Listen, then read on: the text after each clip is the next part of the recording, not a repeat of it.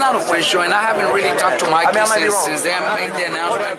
But if it is, we're gonna train him. We're gonna train to beat Errol Spence. I know Mikey. He's been calling out this fight for about 2 years. He sees something that maybe none of you guys see. Since all the announcements been made, I've been watching the fights. He's beatable. The only big fight that we could actually give him credit for is when he beat Brook. His last performance, it was a great performance, but who did he fight? Who else? The boxing world is probably thinking that it's a big mistake for Mikey, but we see something that maybe the whole world doesn't see, and Mikey's going to go out there and show the world what he's about. This podcast is intended for mature audiences. The views and opinions expressed are those of the panelists and do not reflect in any way those of the podcast partners, sponsors, or affiliates. Enjoy. You need that fear. All I'm trying to do is make a stand for something that I truly believe is right. I truly believe is right. I don't want to be like you. Come on, man. I'm the face of boxing. I'm the cash cow. I hold a record with pay-per-view. My drop. I know my drop. I know my situation. I want to fight. Dazn production. But it's going to be very difficult for both of us.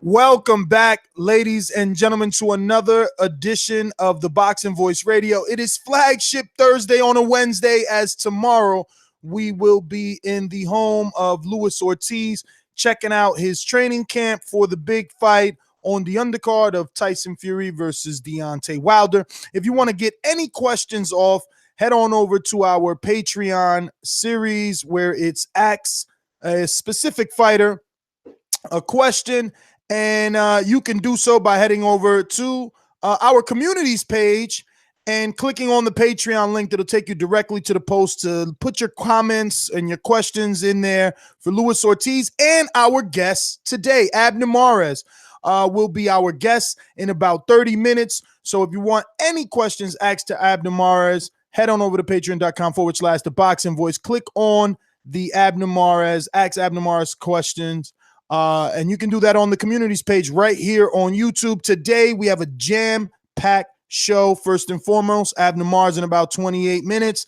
We're going to be discussing the PBC announcements, 2019 PBC announcement, all their fights and what lineup they have. We're going to be discussing Tyson Fury and the addition of Freddy Roach to that camp and that corner. We're going to be discussing Errol Spence. We just had his trainer and sparring partner on a show earlier today. We'll be discussing Errol Spence and the fact that he's saying that if he keeps winning, Thurman will keep getting injured. And we'll talk about his thoughts on AB, about Billions, Adrian Broner, and how Errol Spence feels. Obviously, we have so many fights to discuss. Dazn holding their card in Kansas, featuring Big Baby Miller versus Bogdan, Dinu, Claressa Shields versus Hannah Rankin, and Anthony Sims Jr. moving down to 168, facing Colby Corter. I don't know. Brandon Rios is back on that undercard versus Ramon Alvarez, the brother of Saul Canelo Alvarez, and Gabriel Rosado, the people's champion, taking on the very outspoken Luis Arias. And then we got Nikita Ababiy on the undercard, New York City prospect, very good talent, and Nico Hernandez, Kansas City Olympian, in action as well.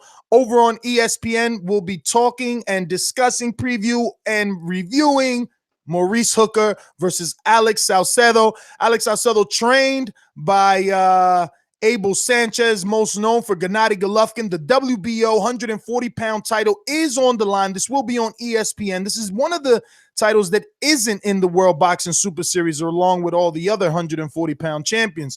And last but not least, we got to touch on the possible two-city press tour with Adrian Broner and Manny Pacquiao, and so much other news and notes. I mean, we got Jaron Ennis fighting on Showbox, and all the many colorful things that Keith Thurman had to say. The WBA not stripping Manuel Charr, because like we said and reported on this show, his B sample did not test positive. Gennady Golovkin is number one choice for Callum Smith, according to Eddie Hearn. Let's get busy. BoxingWords.com. I've been doing this. I ain't been up and fell off. I've been through the Lennox Lewis era, the Nassim Hamed era, the Sugar Shane Moses era, the Oscar De La Hoya era, Mark Antonio Barrera. I've been through all the eras, and I still been How much you talk? You do too much talk. The thing is this. People want their subjective preference to be the objective reality. HBO needs to fire you. You don't know shit about boxing. BoxingWords.com. Yeah, I'm just gonna be my intro real quick because we got so many things to talk about. But primarily, we got the big PBC announcement. If you guys been living underneath a rock, there's a whole bunch of fights that's been announced on Fox and FS1, in addition to a whole bunch of fights that will be going on this week. But there were some very interesting quotes and moments where you saw a lot of these fighters talk about other fighters and their opinion. So we're gonna go into all that stuff. What's up, Mike? I speak it, believe it, receive it. Speak it, believe it, receive it. Speak it, believe it, receive it. I can't say it enough. I speak it, believe it. BoxingWords.com. 2 attempts, handed bands over. Sicko hit, shot and miss. 2 to stand over. Turn up. Breadwinner, huh? Look who in the building. Let me check my Instagram. I might be at 1 million. And I'm in. BoxingWords.com. Yo, what's up, baby? We back here with another one, Thursday flagship, but it's on a Wednesday. We got the return of Keith Thurman, one of my favorite mouths of boxing. Came back with a lot to say, you know what I'm saying? And Errol Spence had some comeback words for him. PBC unveiling their big schedule. Dazn, nice fight card this weekend in the WBO 140-pound title. Maurice Hooker versus Alex Saucedo. Let's go and break it down. Let's go into it.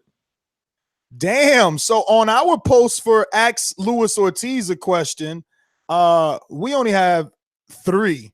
But for Abner Mares, who's going to be on at 7:30, there's already 11. So shout out to all our Patreon family putting in their questions. Topic number 1, obviously, is a big one. PBC has done their announcement and everything's official. They have a huge lineup.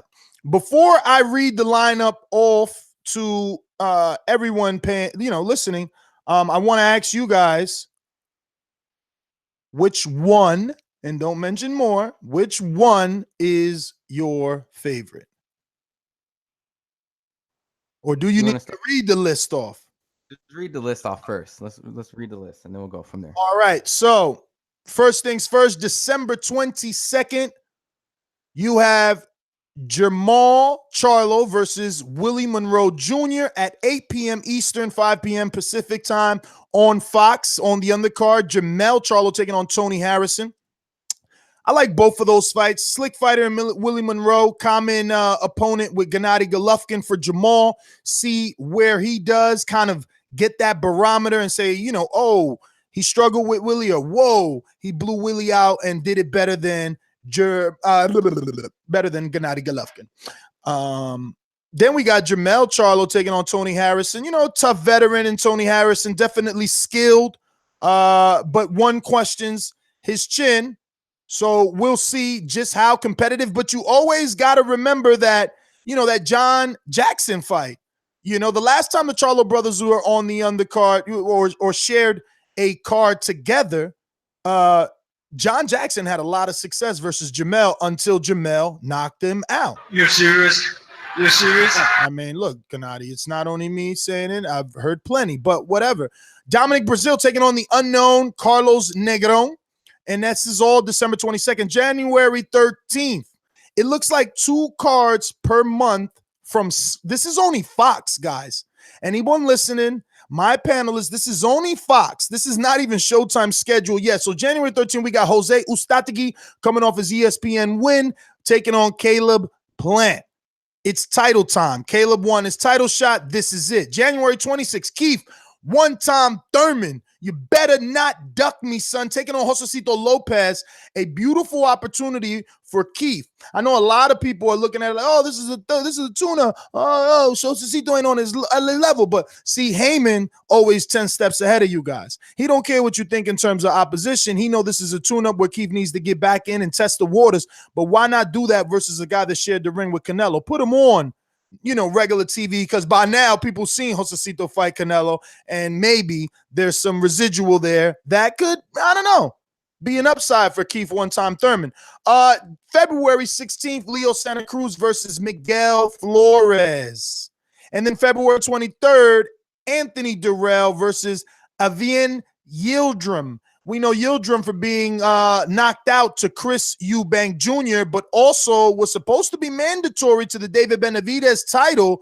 And then the whole cocaine issue popped up with Benavidez. Who knows what this Anthony Durrell fight leads to for both gentlemen. March 9th, Sean Porter returns versus Yordani Urgas, former Olympian, Cuban amateur standout, and a guy that definitely turned his career. Had some early losses early in his career, changed things around once he relocated to Las Vegas and hooked up with Ishmael Salas. He's been on a huge win streak and definitely an upside. Hasn't really been placed on that elite level yet when you name Crawford, Spence, Porter, Danny, Thurman. You don't really say Urgas. We will find out March 9th if he belongs when he takes on the hard, tough WBC champion Sean Porter. March 19th/16th, I meant to say. That's what I meant to say. 16th, Errol Spence Jr. versus Mikey Garcia. 9 p.m. Eastern, 6 p.m. Pacific time, also on Fox. And then we have, and that, they haven't indicated if that's a pay-per-view, but I mean, actually they have indicated. It's just not on this particular image. But they did say that is pay-per-view for sure. So, get your money out.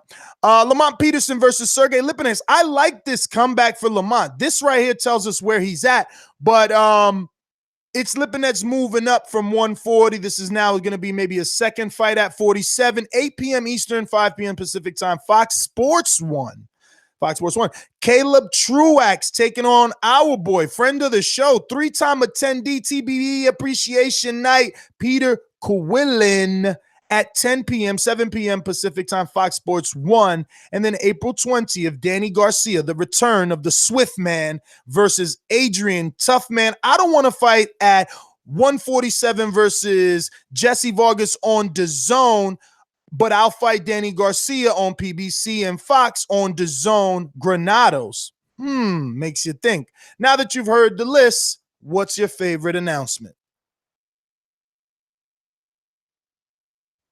You want to go, Mike? Favorite announcement has to be fucking, I guess the return of Keith Thurman. I mean, that's probably the most exciting. That's definitely not what I was expecting from you. Why is that your favorite announcement? I thought you weren't a fan of Keith. Why would you think that? Well, I mean, not that you're not a fan, because that doesn't sound right. But what I mean is, you didn't prefer him in that division, so why be excited for him to be back? You prefer him in what division? The 47. When did I say that? When you said that Crawford is the pound for pound #1 and he would beat Earl. If you're picking him to beat Earl, are you picking him to lose to Keith? Like, you're not making sense. And you want to go in circles, but it's okay. In order for him to beat Keith, what he got to be? Keith got to be active. Keith got to be back. So I'm happy he's back. So he gonna get one of my ass whoopings, you know what I'm saying? Shout out to Keith Thurman though. But on the serious tip, the guy is the best talker that we have right now in American boxing, man. The guy came back with a bang yesterday, came back with a lot of quotables. I got a couple audio sound bites if Ness want to play them. If you're a fan of boxing, you're happy Keith Thurman is back. No matter if you hate him, like him, whatever. The guy can fucking talk and he can get you interested in a fight. And plus, we got to see these guys in the ring together. If we want to know who the best 147-pound guy is, they got to be in the ring. And with Keith Thurman not back in, the puzzle is complete. I just didn't know if you was excited because, he was talking greasy about your man. like I've been telling people all week, Crawford doesn't impress me at 147. He was very impressive in the lower weight classes and things of that nature, but he's just, you know, Jeff Horn doesn't go 5 rounds with Keith Thurman and Errol Spence. You know what I mean? And he went 8 with Crawford, you know? Is that because he stayed southpaw the whole time? He never fought right-handed practically in the whole fight. When he switched right-handed for 30 seconds, he actually slapped him up pretty good. If I was his coach, I would tell him, next round, finish it just like that. Like, we're done, you know? I mean, so I wonder if that's what he was doing. Like, if he was just playing, if he was just enjoying himself. So I guess you take that. What do you think? Crawford was just enjoying himself, or is this just Keith being overly critical? I mean, it's Keith's perspective, but you heard what he said. He gave him props. Once he turned right-handed, got him out of there within 30, 40 seconds, you know what I'm saying? So Keith. No, I heard what he said. He said he gets him out of there in 5. Okay, maybe he does. Maybe the fuck he does. But does that mean he'll beat Terrence Crawford? Styles make fights. It is what it is. And he gave him his props kind of sneaky, you know what I'm saying? He said, I don't know if he was just enjoying himself because he slapped him up pretty good. I'm just saying. But he also led by saying he's not impressed, which like he led the whole thing saying he's not impressed. Huh? He said, huh? He ain't hear you. You heard him? Funny. Look, I think looking at this, I think some of these fights can be exciting because some of your favorite fighters got a haircut. Oh yeah. He got the shape of it popping over there and everything. But you know, a lot of these fights are kind of like tune-up fights or showcase fights, welcome back fights, a little mismatch. But I think the one that kind of stands out as like a hardcore fan and maybe more competitive is the Shawn Porter and Ugas fight for me, simply because the fact that, you know, Shawn Porter has now got the belt. This is going to be another barometer to kind of gauge where he belongs in the welterweight division. Some people kind of feel that he had these close fights with Danny Garcia. Ugas has been pretty dominant in his last couple fights. So at this point, you're going to get someone who's pretty strong, has great amateur background, and, you know, he goes to the body a lot. And I think that those type of styles can present a pretty fun fight. I think they're actually going to put this fight in the T-Mobile Arena. So I don't know how they're going to build it up. I don't know if there's a build up for another major fight from this. I do know that Keith Thurman's been saying publicly that he doesn't want to fight Errol Spence until he has 2 belts. So that's pretty obvious that at that point that he wants to go and fight the winner of this to go back to Errol Spence, because he says when he fights Errol Spence, he wants for 3 belts. Man, you heard what Errol Spence said. He don't want to fight me. As long as I keep winning, he gonna keep getting hurt. Though ain't my words. Ness got that audio too, but he ain't want to play that one. You know what I'm saying? You know what I'm saying? But again, Errol Spence also said Keith Thurman will probably retire before he fight me. Damn. I ain't see Keith Thurman address that at all, but he want to address somebody that's across the street. When you got a bully right here on your own playground talking shit, taking your ball, go and play basketball with it, go and play football with it, ain't bringing shit back. So all right, so how about this? When you look at it, who's the centerpiece of the welterweight division then? When you think about it, because obviously Errol Spence is the one that the fans want to see, or we want Crawford and Errol Spence to fight each other, right?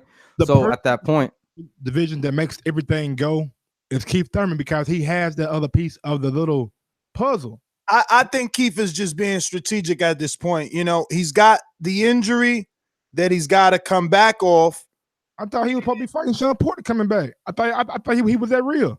No, he told you clearly that if the injury isn't that serious, he could come back. But if it is, he's got to take the tune-up. So he's obviously taking the tune-up. But this is my thing. I think everybody's trying to be, strategic now in terms of like what they do, right? Because now the Mikey fight and Earl fight is real, guys. Like, you guys can't. I keep telling you, man, get out that box. Think outside the box.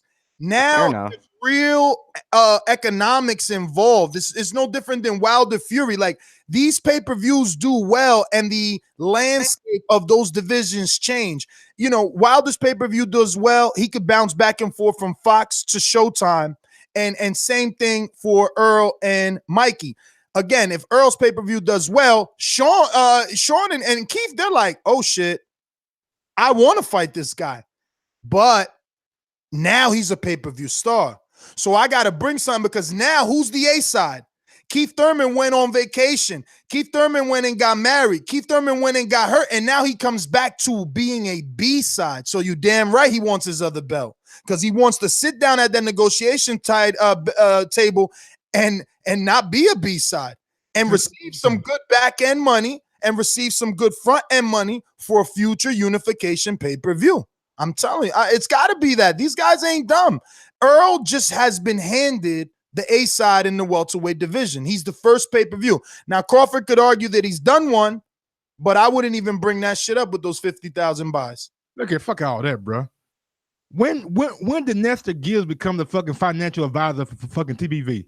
Talking about he want to be a pay-per-view. Well, I've always been a financial advisor for TBV. I guess you meant PBC though. I'm about nigga, for us right now. I thought you was the guy that said, I don't give a fuck about money. I want to see the best fighting the best. I want to see the best matchup. I'm not condoning or cheering Keith on. I'm simply telling what I think he's doing. It's already done. January 26th is not Earl. And now you're telling us that there's audio where he's saying he's not fighting Earl till he gets the belt. So my educated guess is he's trying to position himself so he's not slaughtered at the negotiation table. We got a super chat from Jack Killsby. That pretty much sums it all up. Wish all the top welterweights could go on the WBSS, take the politics out, and just see who was the best. Me too, Jack Killsby. Me too. Yeah, but the welterweight division is a glamour division, so that division is going to need huge purses for a World Boxing Super Series. Huge purses. Hey, man, go ahead and read that Chris one. Chris Camillo, pronounced like, oh, no, Cornejo or Verdejo. Okay, not Camillo. Damn, all this time you let me say that wrong? Camillo? But why is it Camillo, but he says Cornejo? Pronounced like Cornejo. How is your name pronounced Cornejo with an A, bro? Whatever. I'm going to call you what you want, bro. You're going to have to call in to pronounce it for us, but whatever. He said it's Spanish. All right, Cornejo. Cornejo. This for that road work. Appreciate all the content. I like Ustadzigi Plant. The rest are stay busy fights and a pay-per-view. Gabe, Aries, Hooker, Saucedo are solid. Welcome back one time. That's fucking right. You better not duck me, son. You better not duck me, I son. see your little face, Mike. As soon as you heard the sound, but he wanted to smirk his lips up. Go ahead and play that other part. Sour. You're all sour and shit. What you want to hear? What you want to hear? I think that maybe as I'm like somewhat disrespecting Crawford because I think that's what he was doing, and if that's what he was doing, then that means he definitely had more to give. He could have painted his face up a lot better, a lot sooner, and a lot quicker. And I just kind of believe that. But yeah, he hasn't beaten a Sean Porter. He hasn't beaten a Danny Garcia. He hasn't beaten an Errol Spence, Keith Thurman. And I mean, to me, he hasn't beaten an Amir Khan. So what's he done at 147? I understand why people throw him right in the mix. Some people are calling him number one. Some people are calling him number 2 and 3. Some people think he's pound for pound. People think he's pound for pound. He's moved up in multiple weight classes, something that I'm not able to do. You know what I mean? And certain fighters have the luxury of doing that and have the skill set to keep competing. But 9 out of 10 times you hit a wall, and a lot of times that wall is the welterweight division. You know what that wall is, right? The Keith Thurman test. Let me tell you something. You ain't never been to his gym, but everybody in his gym had to go to the Keith Thurman test. Either if you a heavyweight, a cruiserweight, a welterweight. Keith fucking Thurman test. Since he was 14 years old, he was called the Keith Thurman test. Anybody that came through that gym, if you couldn't fuck with Keith, you couldn't train in that gym. Okay? What they mean? I'm just glad my man is back. That's all. That means he got a lot of bums in the gym. That's what that means. Yeah.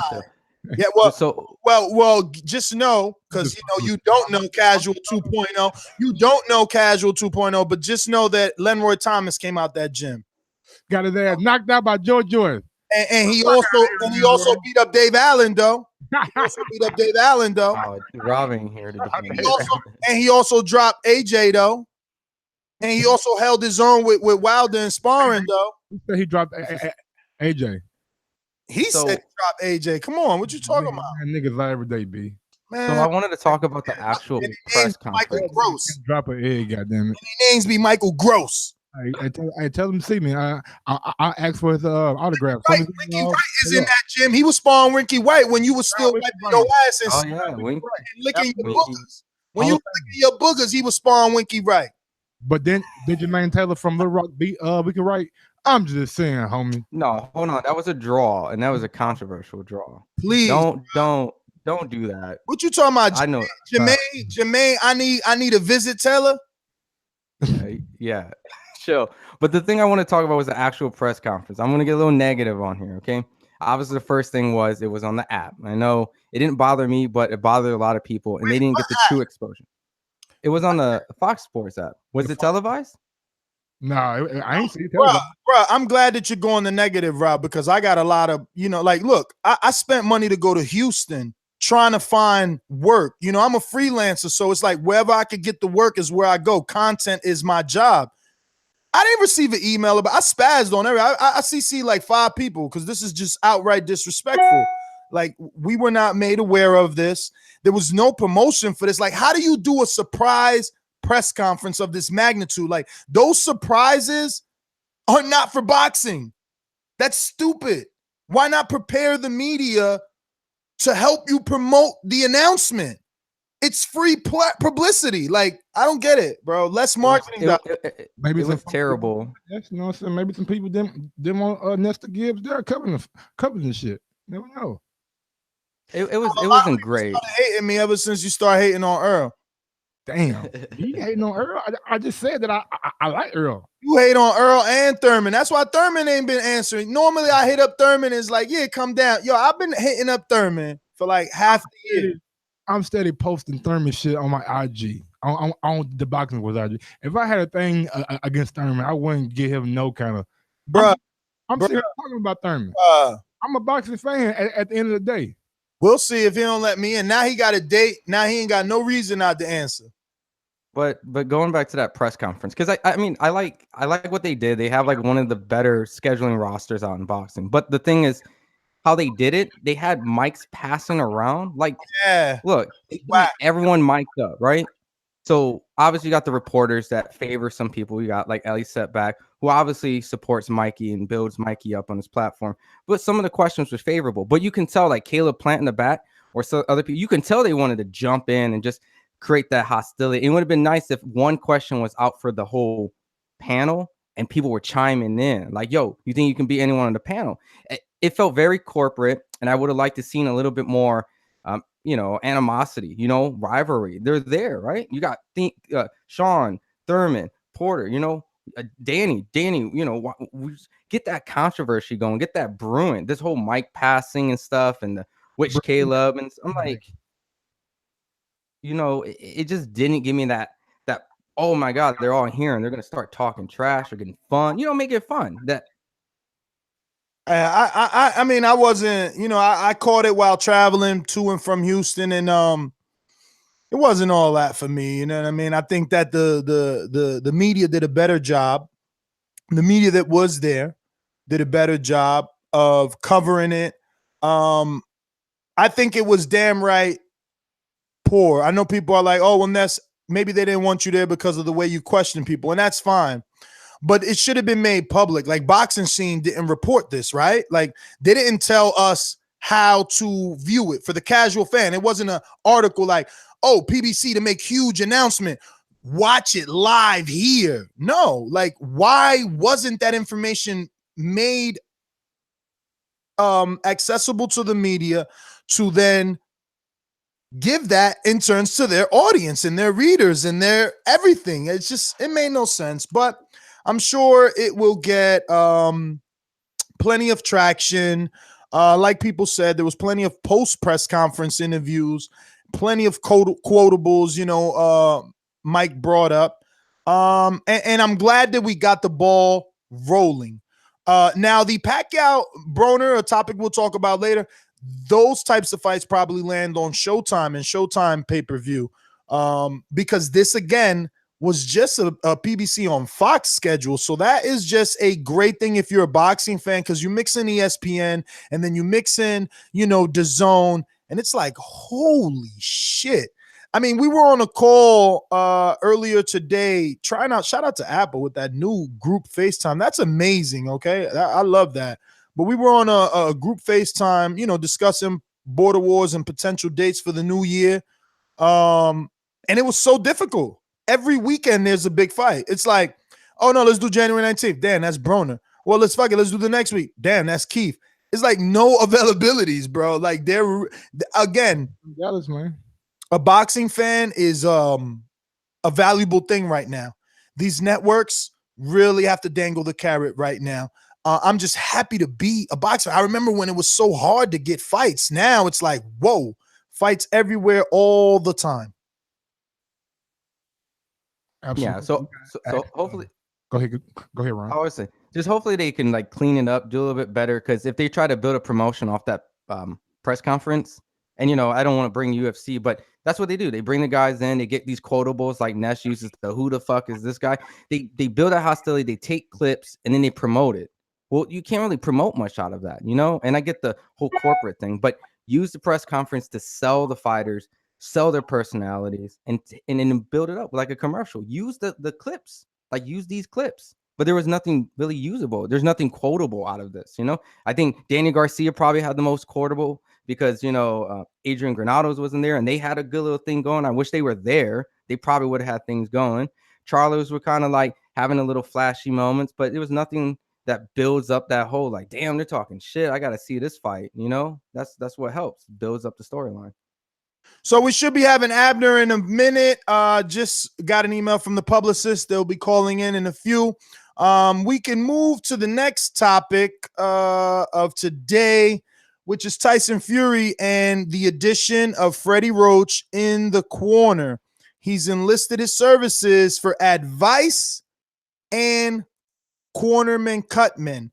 Thoughts, Ron? Because me and Mike kind of spoke about this earlier. If you guys want to hear an in-depth review on this particular topic, head on over to iTunes. And you can subscribe right there to iTunes and also download the podcast right there. While you're there, drop us a 5-star review. And you can also check it out right here on youtube.com/The Boxing Voice. I mean, I don't think it's nothing negative. Anytime you get like a world-renowned trainer who has a lot of experience fighting world champions, training world champions, it doesn't hurt. I think having him be on the side to have an extra opinion is pretty good. Having him as a cut man, I don't know his experience as a cut man. But outside of that, I mean, Freddy Roach has a lot of champions. He's seen a lot of things. Everyone knows him for Manny Pacquiao, but he's trained more fighters than that. And it doesn't hurt. I think that he's taken the right steps because this is obviously the biggest fight he has. And he wants to go about it the right way. He doesn't want to assume. He wants to get advice. He's moving his ego aside, and he doesn't have to take everything that Freddy Roach says. But including other world-renowned trainers in your camp is never a bad thing. Mike, after you've had time to digest and, I don't know, any thoughts, anything changed, or do you want to at least bring up what you spoke of? No, I mean, Tyson pretty much summed it up. I think he just going for a different look, what I'm saying? Trying to win. I mean, he's doing all the necessary things to do to try to give himself the best chance to win. And Freddy Roach being in your corner can never hurt. Like it can never hurt. He has a wealth of experience, and he's been in those moments with in big fights. So maybe he can pass along Ben Davis some advice going in or even during. For sure. I mean, look, we were just on the live conference call with Tyson Fury. You could check that out on iTunes or right here on our YouTube channel. And, I asked him, I questioned whether this was mind games, Ron. I mean, especially after, just talking to him an hour ago, it almost sounded like this is pro bono on behalf of Freddy Roach. I doubted myself, and I ended up not going that route. I had plenty of opportunity to ask more than the 3 questions that I asked. I was, I didn't know where to go. I didn't want to take a dig. And but I was curious to ask, but I know how Tyson specifically is, and how most fighters are touchy with that subject. But I wanted to ask, is he pro bono or is he getting paid? Then we know how serious it is, because again, I question, is this just all mind games? Is this just all to get Wilder and his team thinking, oh my God, they got another look? Or, oh my God, they're nervous that they need to keep changing and doing things outside of the box. I don't know. Well, to add to that, Freddy Roach has been in the media publicly explaining his views on the fight, and he's stated many times that he's picking Tyson Fury to beat Deontay Wilder. So if you get a world-renowned trainer who's picking a fighter to win, he obviously sees something that that he could potentially bring to Tyson Fury, and that's probably something he heard. He's like, this guy's choosing me, bring him in. He obviously believes in me, because some trainers are like, I think Nassim Richardson, it's like, no, Wilder's gonna destroy Tyson Fury. So at that point, when you get other guys to say, hey, I think he's gonna win, well, come in, bring in whatever because there's obviously belief. He needs to have those people who believe in him and offer those type of things. And whatever he was thinking to pick those picks publicly, well, I want to know. Bring him into the gym. Let's see, because you might be right. And I don't think Freddy ever trained a heavyweight? He did. He trained one recently that just lost, I think, around Errol Spence's card. Peterson, I can't. But either or, I mean, Tyson Fury is a boxer. He does favor a lot more things that can benefit, or a trainer can benefit from having someone like him. He's pretty much maybe more teachable in a sense. There's more things he can probably apply to Tyson Fury versus some fighters who maybe rely a little bit more on other strengths. Not saying Wilder can't box, but we all know Tyson Fury is known to be a boxer, and his style is probably something that can mold, and he can pick up these extra tricks, small things. Because Manny Pacquiao had these little weird tricks that threw people off, and maybe some of those things he can ask. Guys, I believe we are live with the former champion, Abner Mares. Abner, how are you doing today?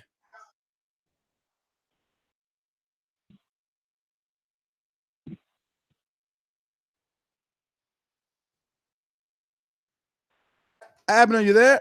Guess not. Looks like he dropped off. We'll get him back on. But finish up what you were saying about Roach, Ron G. It's just his experience. At the end of the day, he's bringing in people that have experience, and we'll find out if they actually benefit or not. I'm glad to see that they still have Ben Davidson doing like the pad work, because I don't think you get much out of Freddy Roach doing the pad work just because he's like a smaller target, and Wilder's not going to be that, that crouched down or Fury won't necessarily be punching down that far. Well, once again, we're going to be joined by Abner Mares in a few. So definitely tune in, tell a friend to tell a friend. And if you want to ask Luis Ortiz a question, head on over to patreon.com/The Boxing Voice and look for the Ask Luis Ortiz posts. I'll be in Miami tomorrow for his camp. Hence the reason we're doing our flagship show today on Wednesday night instead of the usual Thursday at 7 p.m. Eastern. Abner, will this fight fall on the Broner and Pacquiao card? I mean, you can definitely ask. You never know. Again, Showtime hasn't announced their schedule. Abner Mares, Pacquiao, Broner, all those fights that haven't been announced yet, they might end up there. Gary Russell versus someone, who knows? Who's left for Gary Russell to mix it up with, huh? But, real quick, Mike, I just totally forgot. Freddy Roach trained James Toney. Okay. Oh yeah, that's totally right. That's totally right. Ooh, what about if Rigo comes back to take on? I mean, he fought at 130, right? So he could drop down 4 pounds, maybe, right? Isn't Gary Russell at 126 or is it 130? 126. Yeah, that'd be a good fight. Yeah, I like that fight. I mean, it won't be good for Rigo to come right back from Lomachenko into that, though. I mean, you got to be fair. I mean, yeah, but at the end of the day, you got to get what you can take. I mean, take what. All right, actually, I think this is Abner. Let me bring him in. Abner Mares, are you live? Is this you? Yes, I'm here. What's going on, champ? How are you?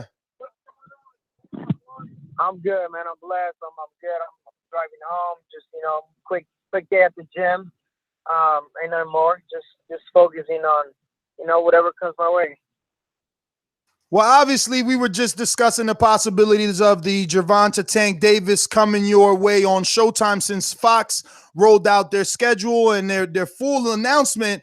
And Abner Mares was not mentioned. We didn't take that negatively. Instead, we're thinking glass half full. You're going to be on the Showtime side of things. Yeah. So, I don't know. Talk to us a little bit about, this boxing beef with PBC and Gervonta Tank Davis. Listen, well, as we all boxing fanatics, writers, everyone in the boxing world knows, PBC signed a great deal, sweet deal with Fox. So now the fights that were announced yesterday were fights that are going to be televised on Fox.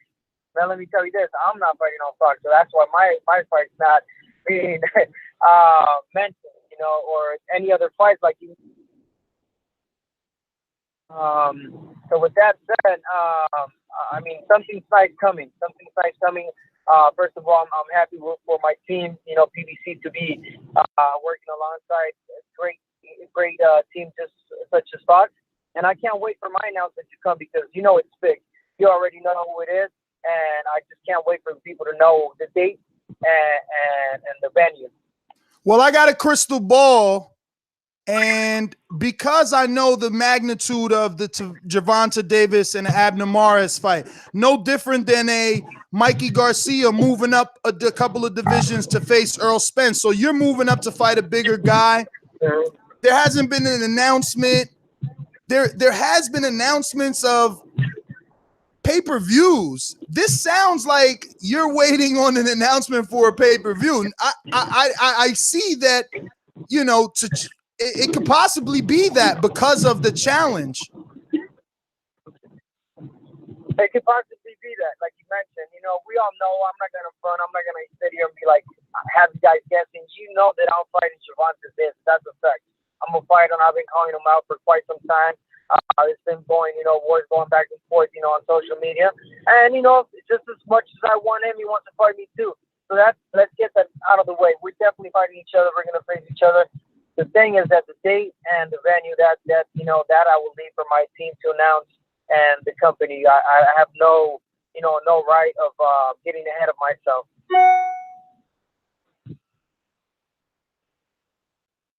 For sure. I'm going to introduce you to my co-host, Ron Goodall in the Bay Area. Talk to him, Ron. Hey, what's going on, Abner? So with that being said, I know we're talking a lot about the Gervonta. I know we're talking a lot about the Gervonta Tank Davis and the Abner Mares host situation. But with that being said, is this is pretty much going to be you're going to headline an event? Is this something that they're talking about? It's a full-on main event. You guys are headlining, correct? Correct. You said what? I didn't hear you. Oh no. So with this fight and the magnitude, this is going to be your guys' main event. Is that they were talking about? This is not going to be underneath any type of undercards and things like that. This is definitely going to be your headline fight. Oh, yeah, I don't know. I have no say on that. I just know that I'm fighting this guy. I've been wanting this fight for quite some time. Like I said, I can't get ahead of myself and say dates and venues and all that, I can tell you this much. I'm definitely fighting on Showtime. That's my family. I'm fighting on Showtime. I'll be Gervonta Davis, and the day will come soon. I'm sure they will announce within very soon.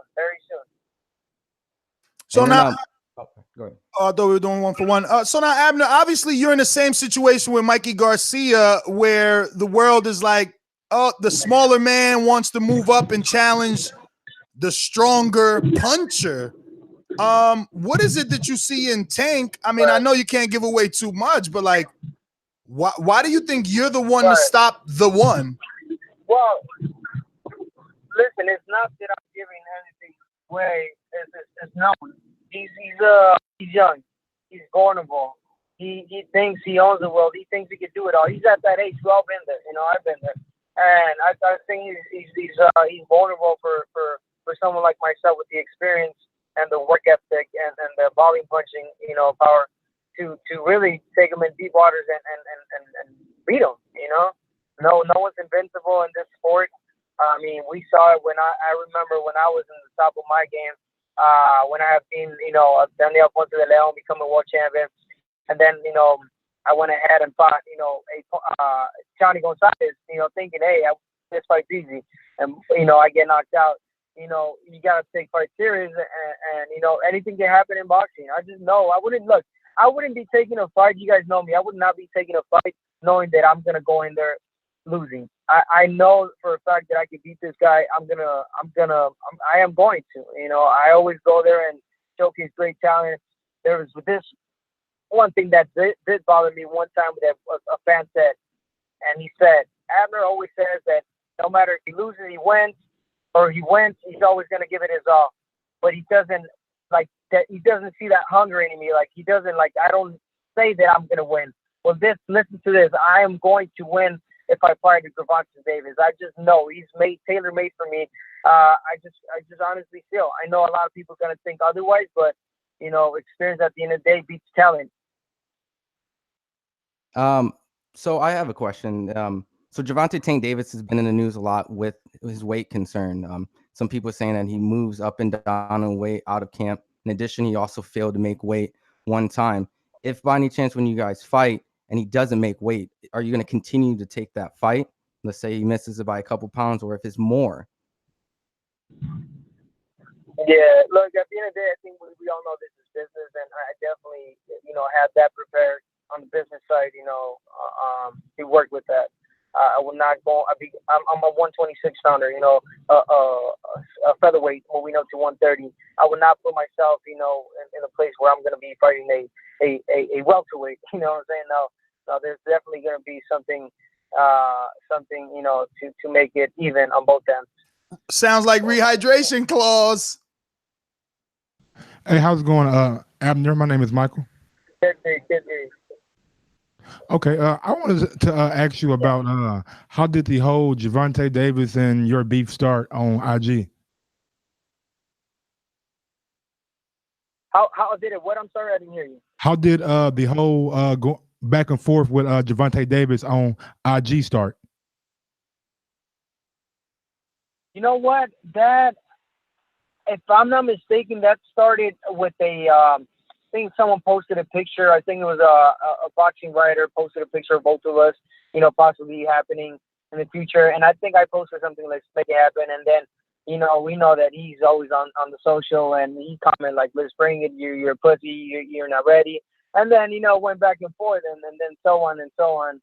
And you know, it just went from you know, wanting to call out each other to where him and Broner tag team and called, you know, me names and stuff. But, you know, at the end of the day, it's business, and that's how it's been on social media so far. So, Abner, I want to ask, are you going to be with Robert Garcia for this fight? Definitely. I'm with Robert Garcia.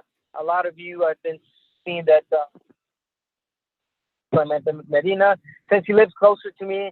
You know, I'm doing like the pre-work with him until I start full camp, and I will go ahead and make the drive to Riverside. A lot of people don't know I make an hour drive to where Coach Robert is at.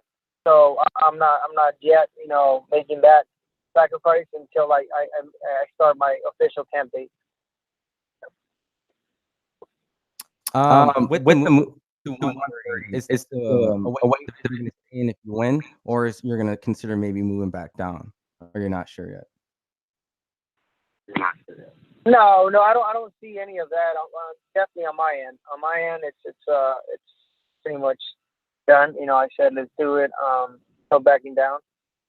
It's just pretty much on the date that, which obviously I know already, but I can't because of you know, rights and obligations on my end, being a professional and the promotion. I can't discard that yet. Abner, I'm not sure if you understood his question. He wants to know, like, win or lose, would you remain in that division since you're moving up to fight Tank? Oh, okay, and I'm sorry. Yeah, I didn't understand that. You know, we have to, at the end of the day, I'm testing waters. You know, I'm testing, and I'm not just going in there and testing my water with any you know, super featherweight. I'm going in there with the champ. So definitely, I'm gonna see, win or lose, to see how I feel. And if I feel good, you know, win or lose, I'm definitely staying. And if I see that there was just too much for me, too much weight, I'll definitely be making the move back down to featherweight. But you know, that I can't officially or honestly answer now, because I don't know. Abner, yesterday Errol Spence came out and said, "I don't like Adrian Broner as a fighter or as a person." What was your impression when you first heard this? I think it's pretty simple. I mean, I know a lot of fighters and a lot of people say either you like me or you hate me. But I mean, oh my God, some people do the most to really have people hate you. And I think that's Broner's case. I think he does the most to really get under people, not under people's skin, to really make people dislike him, you know, for the simple fact on how he lives his lifestyle, or at least of what he shows on social media. Because at the end of the day, we can't judge anyone if we don't personally know him. You know, we can't just go based on social media. But as far as I know, Spence knows him really, really well. And the way I look at it is, you know, he just doesn't love his lifestyle or the way he carries himself outside the ring or inside as a fighter. But just playing devil's advocate, some would say that boxing is a sport, but it's also a show business. Would you say that Adrian Broner is just trying to sell himself? I think he's just trying too much, man. I think honestly, and this is, I hope you don't take it personal, or anyone takes it personal. I honestly feel that he needs help. To be honest, that's my personal Abner Mares opinion. I feel that he needs help, and that's you know, on his person's side, to really have someone guide him to you know, work better on his and showing that, you know, people skills. So Abner, you being in that Mikey Garcia camp with Robert Garcia, I made the mistake a few years ago, maybe 5 years ago, when Broner fought, Adrian Broner fought Marcos Maidana. I mean, the night before in San Antonio, me and Robert were at the hotel bar and we were having a few drinks and just going back and forth, made a bet. And I end up having to do a lot of push-ups because I lost. I thought Maidana would lose to Broner.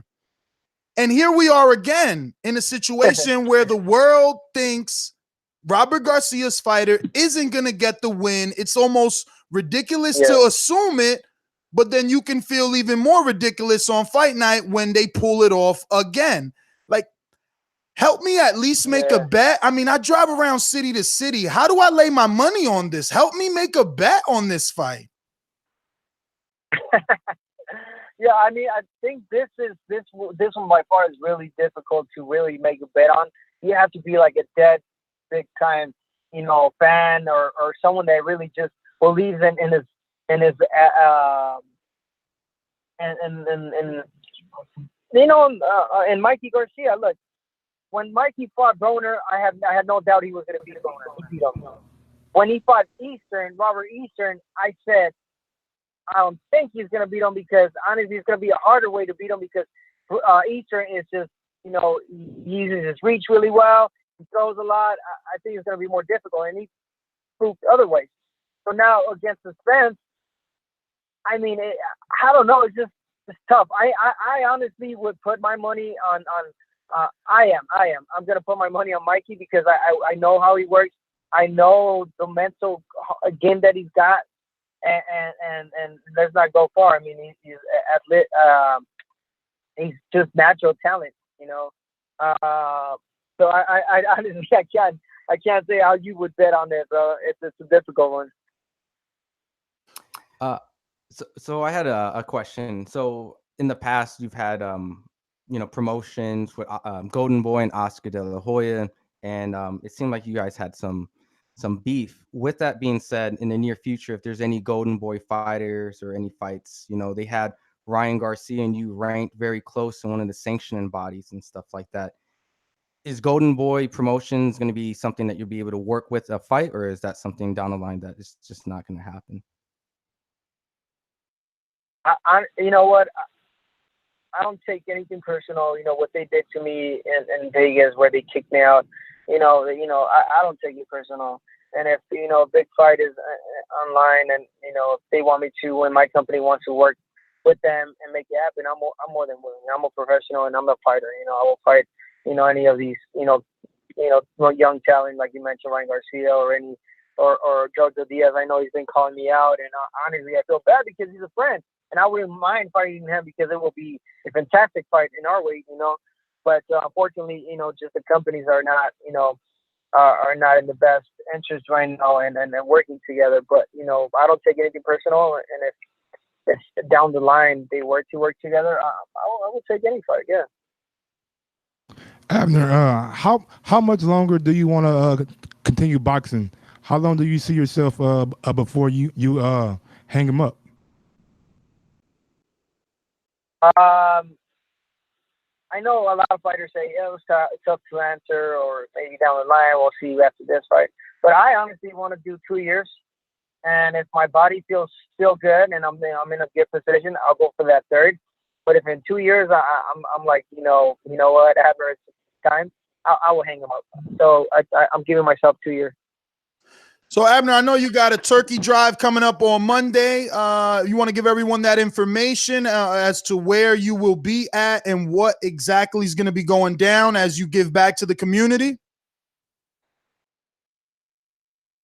Yeah, so I'm doing a turkey drive on Monday at the Century Boxing Sheriff's Gym. A gym that I've been helping for many years, and it's a big family. I'm doing over 100 turkeys, the whole meal. So I'm looking forward to that. It's always a great feeling. It's always so much joy, giving back to my community. So I just wait for Monday, the 19th at Century Boxing Gym. Now, is this an annual thing, or is this your first year? How long has this been going on? It's an annual thing. This will be the sixth annual, Thanksgiving drive from Midas. Wow. So how is it like? Do they, see you in the street, and then do they remember everything that you're doing? How's the reception been from the community since you're doing all this work in there? You know what? Honestly, I get it from the fans, from the kids. They're at the actual gym because they know, But it's not so much like I'm giving this publicity for people to really like, hey, like me because I do this. No. But them, they're really respectful, and they're really thankful for what I'm doing. I also do speeches. I go over there and talk to kids. I honestly like that program they got going on at the Century Boxing Gym, because it's not just a boxing gym. It's a program where they have, kids that are battling with, gangs, with, hard, things in school. They bring them in. They have class in there. They have to finish their homework before they actually hit a bag and get into training. So it's a whole program that I'm really happy to be a part of, and to see the reaction from hundreds. I'm talking about hundreds of kids, all colors, all shapes. It's just, so much. There's no title in the world that could make you, feel the way I feel after I do that. So, Abner, before we let you go, I just want to, by way of metaphor, try to show my listeners how badass it is, what it is you're attempting to do. Because at 126, it's obviously been reported that Guillermo Rigondeaux signed with Al Heyman. So that's an obvious fight that you could have made. Gary Russell is still with Al Heyman at 126. Look, I'm not gonna lie to you. Listen, my other option for 126 was Gary Russell. I'm not gonna lie. He said, "You want Gary Russell?" I said, "Yes." What other fights are out there? Oh, you can wait for a Frampton, but we'll see. What happens? He fights in December. All right. But then I said, and then that little war between me and Gervonta went on social media. And then I called Mr. Heyman and I said, "Hey, Mr. Heyman, what do you think about a fight against Tank?" You know what he told me? He said, Abner, are you serious? You want this? And I said, Mr. Al, yes, I'm dead serious. Let's make this happen. All right, Abner, whatever you want. And this is not a fight that was given to me or even offered. This is a fight I took and that I presented my promotion to. So I mean, that just lets you know that you know, I really don't care. You know, I'm here to really to win it and to show people that, you know, I can. Well, you definitely are proving that by way of, you know, making this fight. And we want to thank you. Obviously, we don't want to take too much of your time. I know you're just getting out of the gym. I want to say also that I've been watching you on ESPN Deportes. You're doing a marvelous job. I'm also bilingual, so, you know, I follow that show and I watch you on there frequently. So I also watch you commentate on numerous different things that you've been doing. So just want to say, you know, continue to do the good work outside the ring, because we do need people of your level commentating and really, you know, making sure that the viewers know what it is they're watching. And obviously continue to be the Abner Mares that we all have known to love since way back that first Johnny Gonzalez days, man. Showbox. Thank you, brother. Thank you. Yes, don't forget to watch me. I'll be calling fights. I'm flying out tomorrow. I'll be in Miami. I'll be calling fights for Friday. Telemundo Boxeo. I'll be calling those fights. And then, you know, come December 1st, I will be doing the Spanish Showtime commentating as well. So thank you so much for your words. I'm happy to be doing that, you know, outside of the boxing ring, you know, because in the day, it's what I love and it's what I do. So thank you so much for your words. Thank you guys for the support. And, you know, we'll be ready. I can't wait for them to announce the fight and really go into detail and talk about the actual fight and boxing itself. Thank you, brother. Thank you, Abner. All right, there you have it. Abner Mares with all the juicy details on this PBC boxing beef.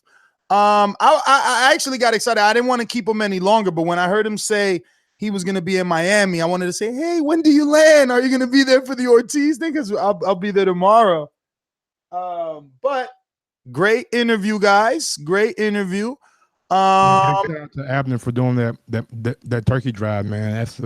That's a big thing for the community, man. Just having out people that they might not necessarily have it during this holiday season. I was one of those people as a kid, FYI. Yeah, no, man. I mean, you know, the sad part is that those things go unnoticed and unreported. Look, 6 years he's been doing it, bro. That's a long time. I know, man. That's big. And that's 100 turkeys and full meals, he said. You know, on average, anyway, I'm not about to start counting it. People just need to understand that he's putting out a lot of money on GP. Fresh BX, that is the PayPal email that you asked for. Theboxingvoice.com at Yahoo. You can hit us up with that PayPal super chat. Since you don't want to use the super chat on YouTube for whatever reason, I think that's safer. That shit is like your Google account. That's like damn near a virtual wallet at this point. But great interview. Time to shift to Adrian Broner, Manny Pacquiao, and just kind of reiterate why it is that this fight hasn't been announced, using Abner's message, and kind of what I was insinuating. Look, this is a Showtime fight. That's why we haven't heard of it yet. It's not that these are rumors. These things are going to be announced on the Showtime big announcement. But yeah, what do you guys think about that? And just the fight overall, I guess now it's time to actually start talking about it because it's real. Like, real quick on the Showtime thing, I just wonder, are they going to be sharing fighters back and forth? You know, is Showtime going to be the place where you do pay-per-view? No, they're going to be sharing. I forgot what Fox has pay-per-view. Yeah, that's true. Yeah, but they'll go back and forth. Tim Smith made that clear on my interview, the Heyman VP, that Wilder's next fight doesn't necessarily have to be pay-per-view. It can go back. He can go back to Fox and be on free TV to gain viewership, then next fight is back on pay-per-view. And that's how you do it if it's going to be like a touch-up kind of guy too. You don't want the fans to pay for like a. I'm going to say it. You don't want the fans to pay for a fucking a Brazil fight, do you? I mean, I wish Brazil would have not been fighting Negron, but Brazil and most people in his situation don't understand or do understand. But you know, it's a big risk and gamble. As fans, you know, we're like, oh yeah, he should be fighting Luis Ortiz to earn his shot. But as a mandatory, he's like, fuck you guys. I'm gonna just sit here and fight the Carlos Negron and wait because it's already dangerous to fight Wilder, but that's my payday. That fight is gonna change my life. You know, I could take that entire check and don't touch it. And how much is it split for like the WBC? 60-40? Well, if you are the interim, if you are the silver, I know, but that's why these people got to put themselves in that position. Why do you think that Jamal Charlo is chilling with a smile? Because when it's time to go to purse bid, daddy, Canelo ain't fighting on DAZN. Or DAZN, I mean, Canelo is going to fight on DAZN because DAZN already proved to us that they going to pay how they weigh. So they going to make Al Heyman come out his motherfucking pocket if he want Jamal over there on Showtime or Fox. What Ronnie Shields called a DAZN again? He said his fight is never going over there. He's dead zone. Dead zone. Okay. Yeah, but he could say all that. Canelo got you know, Showtime and he got a lot of money, don't he? No. Not a lot of money. He has live money. He has double, if not triple, the entire PBC on both Fox and Showtime budget. He got 365 and they got 120. So I mean, I know they got it for 1 year and he got it for 5 years, but still, like, whatever. But yeah, Pac Broner. I think it's exactly what we need. Canelo got 3 times their budget. God damn, we got a lot of money, bro. We definitely need a separate press conference. If that, we need some controversy. And Adrian Broner does it well. Manny Pacquiao is a casual, fan-friendly guy. And if it's done right and they get the press conference good, they got highlights of Adrian Broner being goofy, funny, a fool, taunting, everything against Manny Pacquiao. You know what he's going to say? I'm going to beat this motherfucker better than Floyd. I'm going to show y'all. What? I'm telling you, he going to be like, yo, they thought Floyd Pacquiao was boring. I'm going to show him why I'm better. He better say some shit like that to get them casuals on his back. What y'all think about Abner thoughts about Adrian Broner and what Earl thought about him? I mean, yo, Earl just said what I've been telling y'all, bro.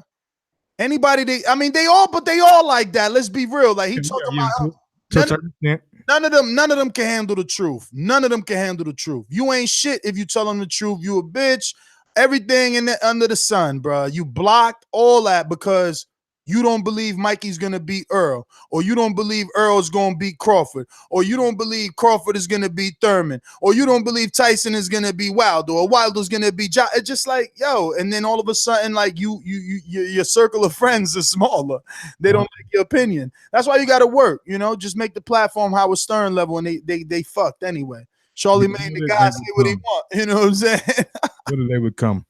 But but Broner though, man, I think Broner gonna come in being Broner, sell the fucking sell the fight, talk a lot of shit. Pacquiao gonna be over there smiling and fucking nodding like yeah. And I mean, I just think Broner's gonna try to make this his lunch pad to fucking stardom. Like I told you guys, like when his fight was first announced. This is going to be a lot of motivation for Broner to be. I can't believe you Broner fans still trying to use the motivation card. I'm saying every fight, he's just not if he was on his A game. No fight was a Manny Pacquiao fight though.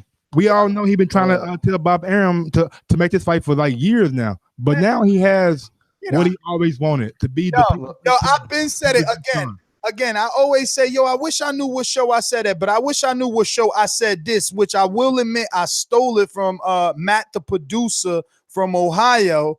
Broner's nothing but a Berto 2.0. I think now you're being disrespectful. I think now you're being disrespectful, bro.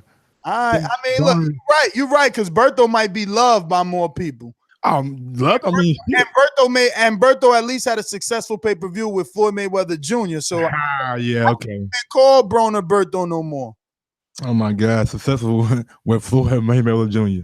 I mean, it wasn't. Name another welterweight not named Manny Pacquiao and Floyd. It was Floyd Mayweather Jr. Huh? It's Floyd. Hey, bro, Berto was his dance partner. He said you win. You win when you fight Floyd, even if you're like at the lowest of the low in the last 5-10 years. You still Nigga, I could have fought Floyd in my fucking wheelchair. Bayside boxing calls me a casual talking about Berto was a world champion. Do you even know who he won that title from? I'll tell you without looking at BoxRec. Freddy fucking Hernandez, wasn't he like? Get out of here, bro. Broner was fighting weirdos when he was on HBO. Like he was the first, one of the first, because he wasn't the first. Vernon Forrest, Floyd, all them dudes, but he was like one of the homegrown Heyman creations, bro. He got treated well too. He got old money, bro. He was getting a mill for Freddy Hernandez and Luis Collazo like 10 years ago, bro. Casual, real money, bro. Yo, I fucking shit older boxing news than you, punk. But going back to Pacquiao and Broner, like this is what Manny Pacquiao fanboys dream of. This is a reincarnation of like a watered down version of a Floyd Mayweather. Yeah, little bro. Hey, Ron G, is there any news on the press coverage of cities? I think they're gonna do one in the West Coast. I think like LA. Okay. And then they're doing one in New York. But is there an official announcement on this? Like, I haven't. I think Swanson's would send out some emails. So I hope they don't do that bullshit again, man. Fucking have a fucking pop-up shop press conference and shit. It smells like it. It smells like they always do that. God damn, bro. Like, shit, give us a fucking notice. My guy's right there in fucking New Jersey. He can easily drive up to fucking New York. Well, never mind. He'd be gone. They ain't never going to do that. But just going back to this whole fight itself is important. And I think that the press conference is going to do great because I think Manny Pacquiao getting his knockout with the casual fans, him calling out Floyd being in the tabloids. Does Pacquiao knock out Broner? Broner never been stopped. McDonald couldn't stop him. Man, Porter couldn't stop him. Bruh. It's Pacquiao we talking about. It's Pacquiao we talking about. Pacquiao 42. What? He ain't 42. You just making up numbers now. Pacquiao is 42. Like 42, like, and he's 42. Not like the letter 2, but like TO at the end. I'm just saying, Ron. You said 42, and I had to be sure, baby. That's all I'm saying. I don't know what. Hold on. I don't know what you're talking about. Because you got a new cut, Ron. Don't be acting all bougie and shit now. You said 42. 42 age? I mean, goddamn baby hair and shit in your head now. Yo, but what y'all think about Danny Garcia backing Adrian Broner to upset Manny Pacquiao? He wants that payday. He do. Well, that was a fight that was out there for him. But I mean, either way, he would get the other one though, right? I mean, Errol picked Broner. I think there's a better guarantee to maybe get Broner than Danny getting Pacquiao, you think? I mean, maybe the reason that they didn't get, oh my God, if I report this, they're going to hate me even more, but whatever. This is my job. Maybe the reason the fight hasn't been announced is because Adrian Broner was busy. He couldn't be in Los Angeles. I mean, even though you got that type of money, you could definitely be in Los Angeles and be in Cleveland courtroom today. No, that's why he can be in Los Angeles, because yesterday was November 13th, and yesterday he was busy pleading guilty to forcibly kissing a woman at a Cleveland nightclub as his little Pacquiao bout looms. So while everyone else was there, Broner was in court. I don't know how true that is, but whoa, it's true. Listen up. Here's the audio and its actual video that I can probably show. Good morning, Your Honor. How do you do? I know that's true, but 0068630. Your Honor, there you go. Optimistic Mike. No, I wasn't saying that the courtroom scene. I'm talking about the woman saying he forcibly kissed her. Well, he pled guilty, so it won't matter if it's true or not. You're admitting you're admitting guilt, right? So, Mr. Broman, Yes, you're not I going mean, I'm trying to see what they're saying. Like to be set charge. $10,000 cash for your 10%. I mean, if he forces to kiss the woman, then he should be punished. Simple as that. He should be sued too. He should get some kind of compensation. Women shouldn't have that. Shouldn't have to go through this. We live in 2018. I'm telling you, man, you guys gonna learn. You It's guys on, keep fucking up. it's on YouTube. It's cleveland.com, the official Cleveland website, YouTube page on YouTube. It's cleveland.com. It has over 3,000 views. It's all the footage. So this is fucking, I don't even know how does the courtroom leak this in a lot? Well, I guess it isn't leaked because it's Cleveland, but like, why would they be recording this entire thing? Public record, and Broner's a star. Motherfuckers, bro, nowadays it's all about the clicks. Oh shit, his defense attorney. Hold on. To be not true, but that place will be in the courtroom, and so we look forward to that day. If someone's charged with a crime, of course, it's going to have a major impact on their life. But he's a strong guy. He's going to continue his training. He'll be prepared for all of his future professional endeavors. We'll make sure that it does not interfere with that. And like I said, while he's taking care of those fights, we'll take care of the one here in Cuyahoga County. I thought you said he pled guilty. Well, it says right here, He pleaded not guilty. Oh, come on. You got me over here, motherfucking. Yeah, but I said he pleaded not guilty. That's what he pled guilty. I said I don't know how true that was. Well, he was in court today and he pled guilty.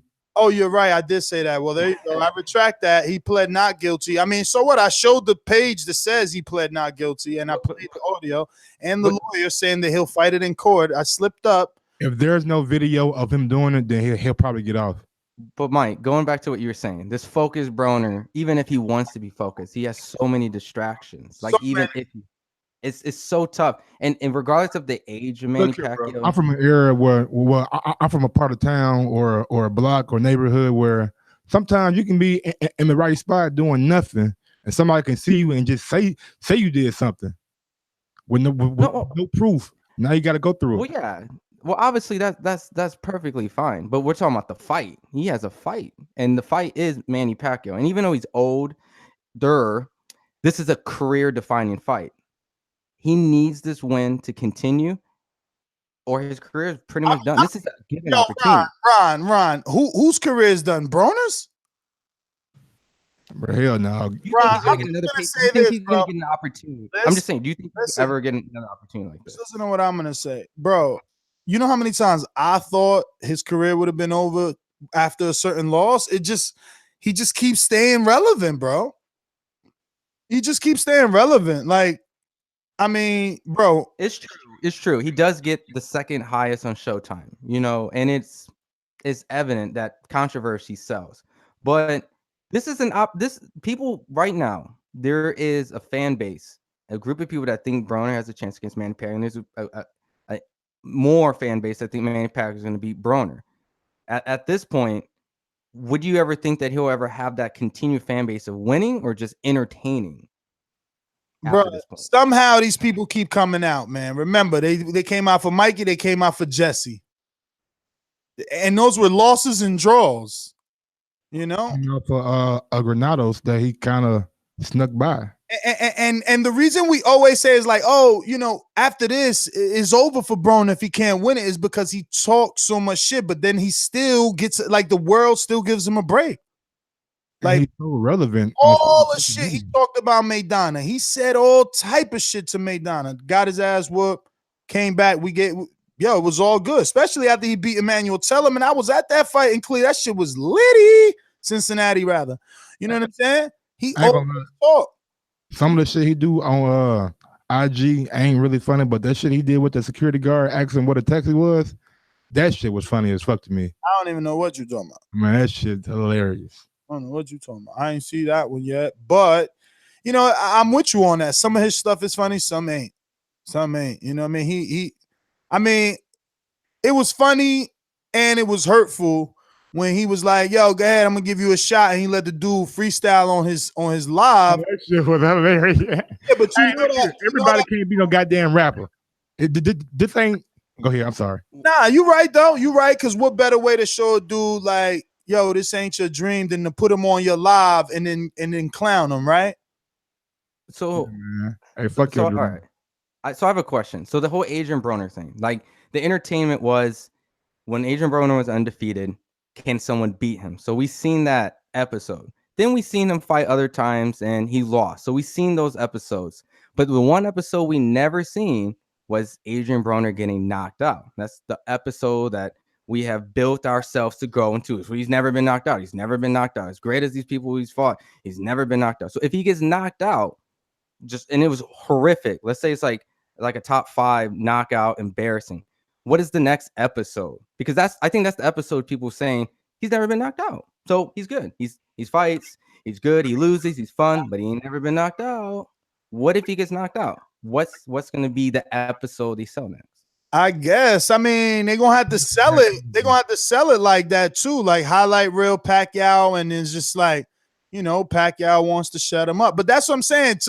He's got, I don't know, man. I don't know. 2 cities, what? LA, New York. Let's just end it with that. 2 cities, LA. That's the leak that is a 2-city press tour. I'm not sure. I think so. Shout out to Jack Kilsby. Broner is the 6'9" of boxing. That's good. No, the fuck he ain't. 6'9", everything 6'9" drop is a hit. Broner, get the fuck out of here, bro. Like, y'all bugging. Everything, and I don't mean that lyrically, but unfortunately, everything 6'9" drop is on the billboard. He banging crazy millions of views on YouTube, bro. Like, Broner barely got 2 million views, if that, on the Marcos Maidana fight. Like, knock it off.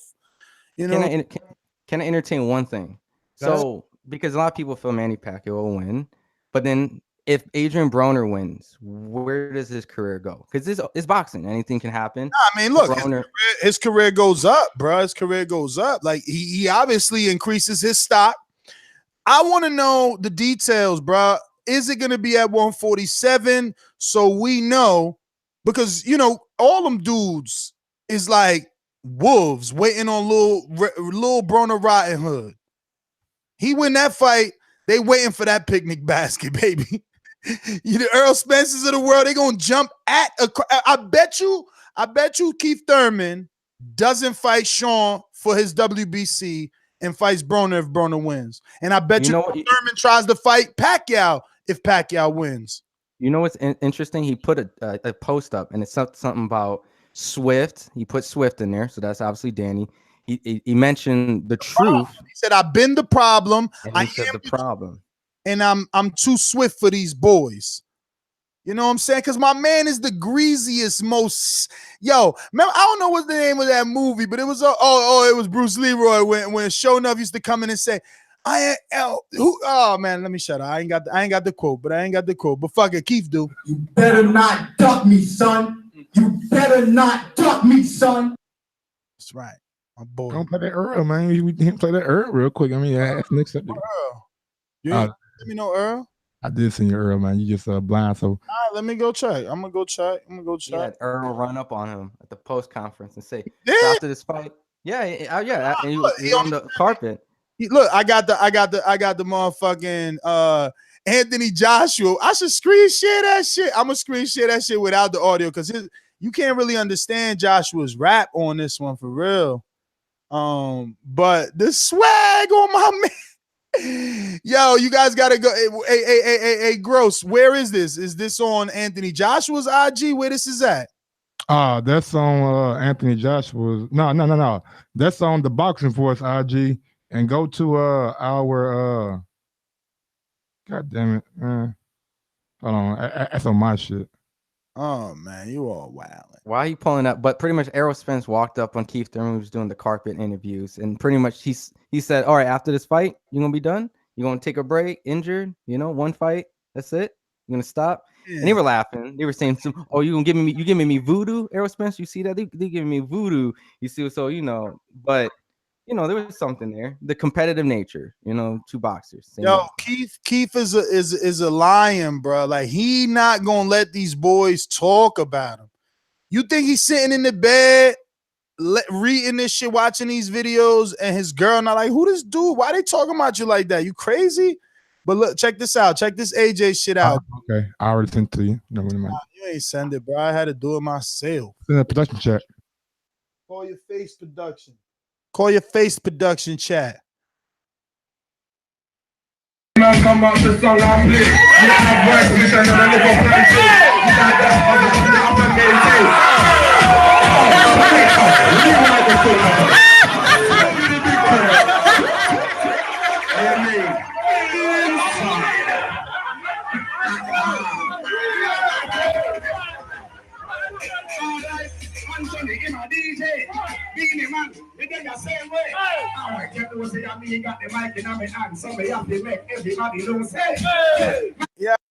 Yo, why they hating on my man AJ? They're like, yo, get this clown off the screen. Yo.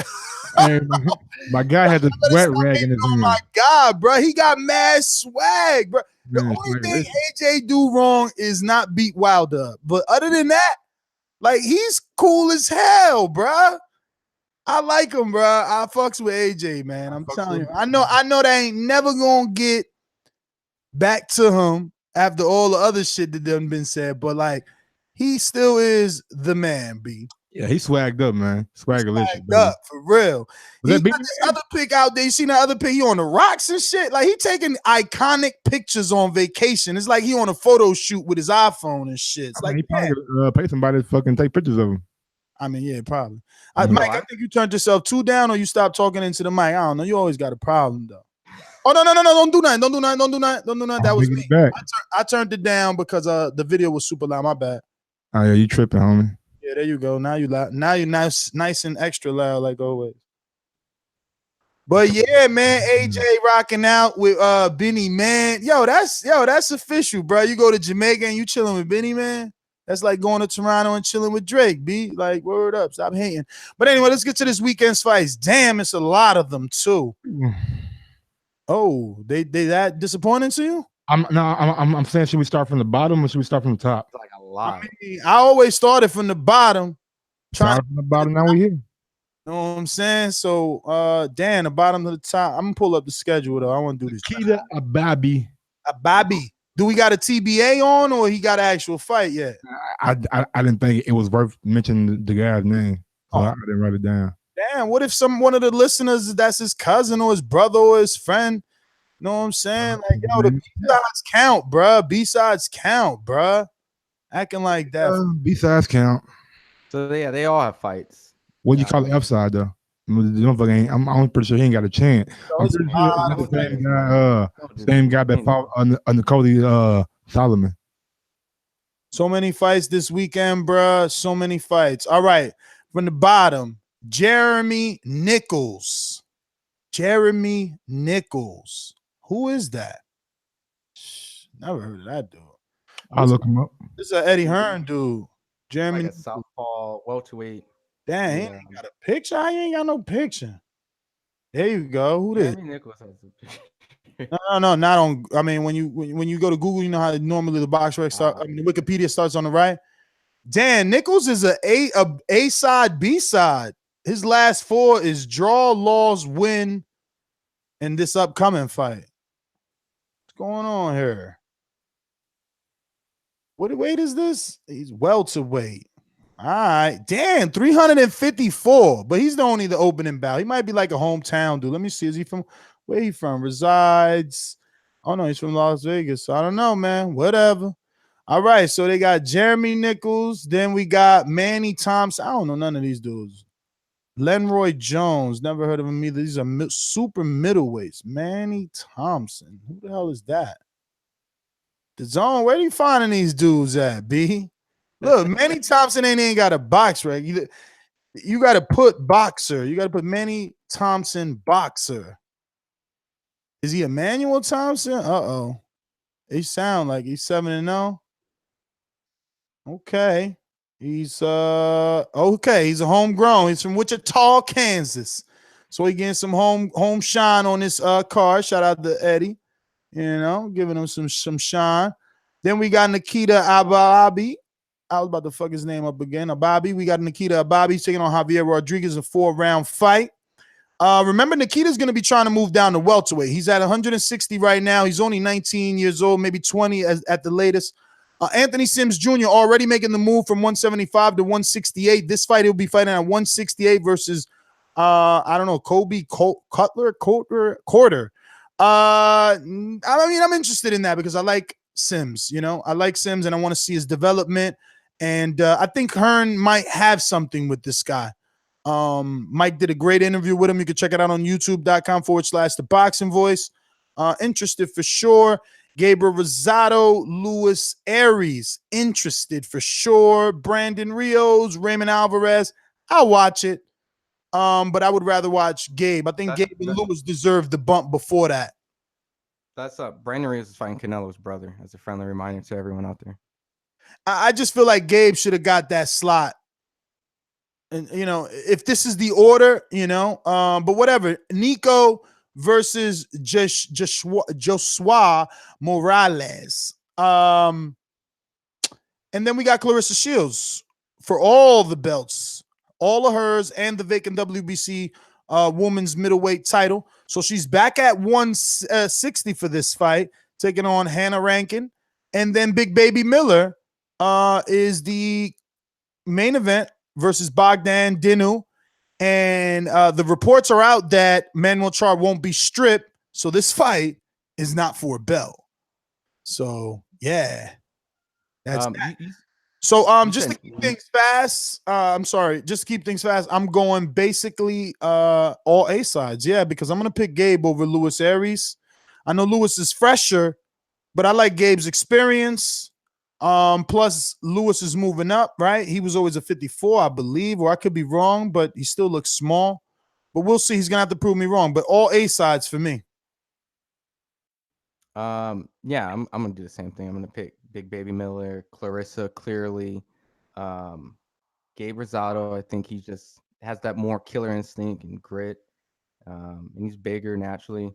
But I just wanted to comment. I think you said Nico Hernandez. Nico Hernandez was the bronze medal winner, I think, in 2016. Yeah, he's the Olympian from Kansas, homegrown. He's been fighting over there in this very same arena for some time. He signed late, you know. So like, and what I mean by that is like he's been doing it on his own, kind of like Saddam Ali started. A couple other fighters have done that, you know. Show that the ticket sellers didn't get a better offer from a promoter. Yeah, so he's a bronze medalist, and he's like 5 wins, 4 knockouts, smaller weight class. So I think if you haven't seen him, there's probably an opportunity to see if he's good or not. I believe he was in the same class as Shakur Stevens, right? 2016 class, right? Was Shakur? Oh, yeah. All righty then, Mike. Are you gonna upset the apple card, or are you going all A sides? A sides, man. I think Jarell Miller beats Dinu. I think Claressa Shields keeps being great. Anthony Sims Jr. think he wins. Brandon Rios think he wins. Now the Gabriel Rosado, Luis Arias is something that I'm kind of on the fence about, man. I'm not. I don't know, because Gabe been in a lot of tough fights. I like Gabe though, but I'm gonna go with Luis Arias for that fight. And I got the prospects winning too. Nikita Hernandez and Nikita Ababiy. No, man, you be bugging. What? Nah, I'm joking. I mean, I ain't gonna say tight. I like Gabe. But I can't knock you for picking Lewis. Well, I mean, that's the fight that's been offered to me. I think that's a big fight in Dallas. And with Sean Porter, I thought that fight was going to happen. It somehow fell out. And with Keith Thurman, he's going to stay injured as long as I keep winning. So, I mean, I don't think me and him ever going to fight. If he mess around, retire, I get that WC belt. Damn. I mean, I hear Earl, but like the facts are WBC got real weird and mandated Sean Porter to fight Ugas. You know what I'm saying? That was a Danny Garcia fight. That was actually an Errol Spence fight. He was supposed to get Ugas, and Ugas got out of those IBF rankings and went the WBC route. So it's not Sean Porter's fault that he got the mandate. Now he could have did the Wilder thing. It's just the truth, right? He could have paid step aside money to do the unification, but I doubt it. Damn, Ron, what's up? You laughing over there? I hope you got some fire. This dude Yannick said that Gabe's Rosado's gonna start bleeding during his walkout. Man, Rosado hasn't bled in forever, bro. He's bugging. I just don't know why that show is funny. He said he was going to bleed. No, of course. I'm not saying you. I'm saying him. He's bugging. Rosado hasn't bled in a long time. Ever since he got that surgery to fix things. Like he scraped the inner, insides of whatever of his eyes or whatever, shit like that. So that was funny. We also got the 140 pounder, WBO Maurice Hooker and Alex Saucedo, who was in this life and death round on ESPN. Yes. And Maurice Hooker won his belt against Terry Flanagan, which was an upset, which many people didn't think that was going to happen. But that's where we're at. And trained side by side with Terrence Crawford for that fight. And I guess he's probably in there again. Do you know that, Mike? Did both Mac tell you? Is Hooker training there?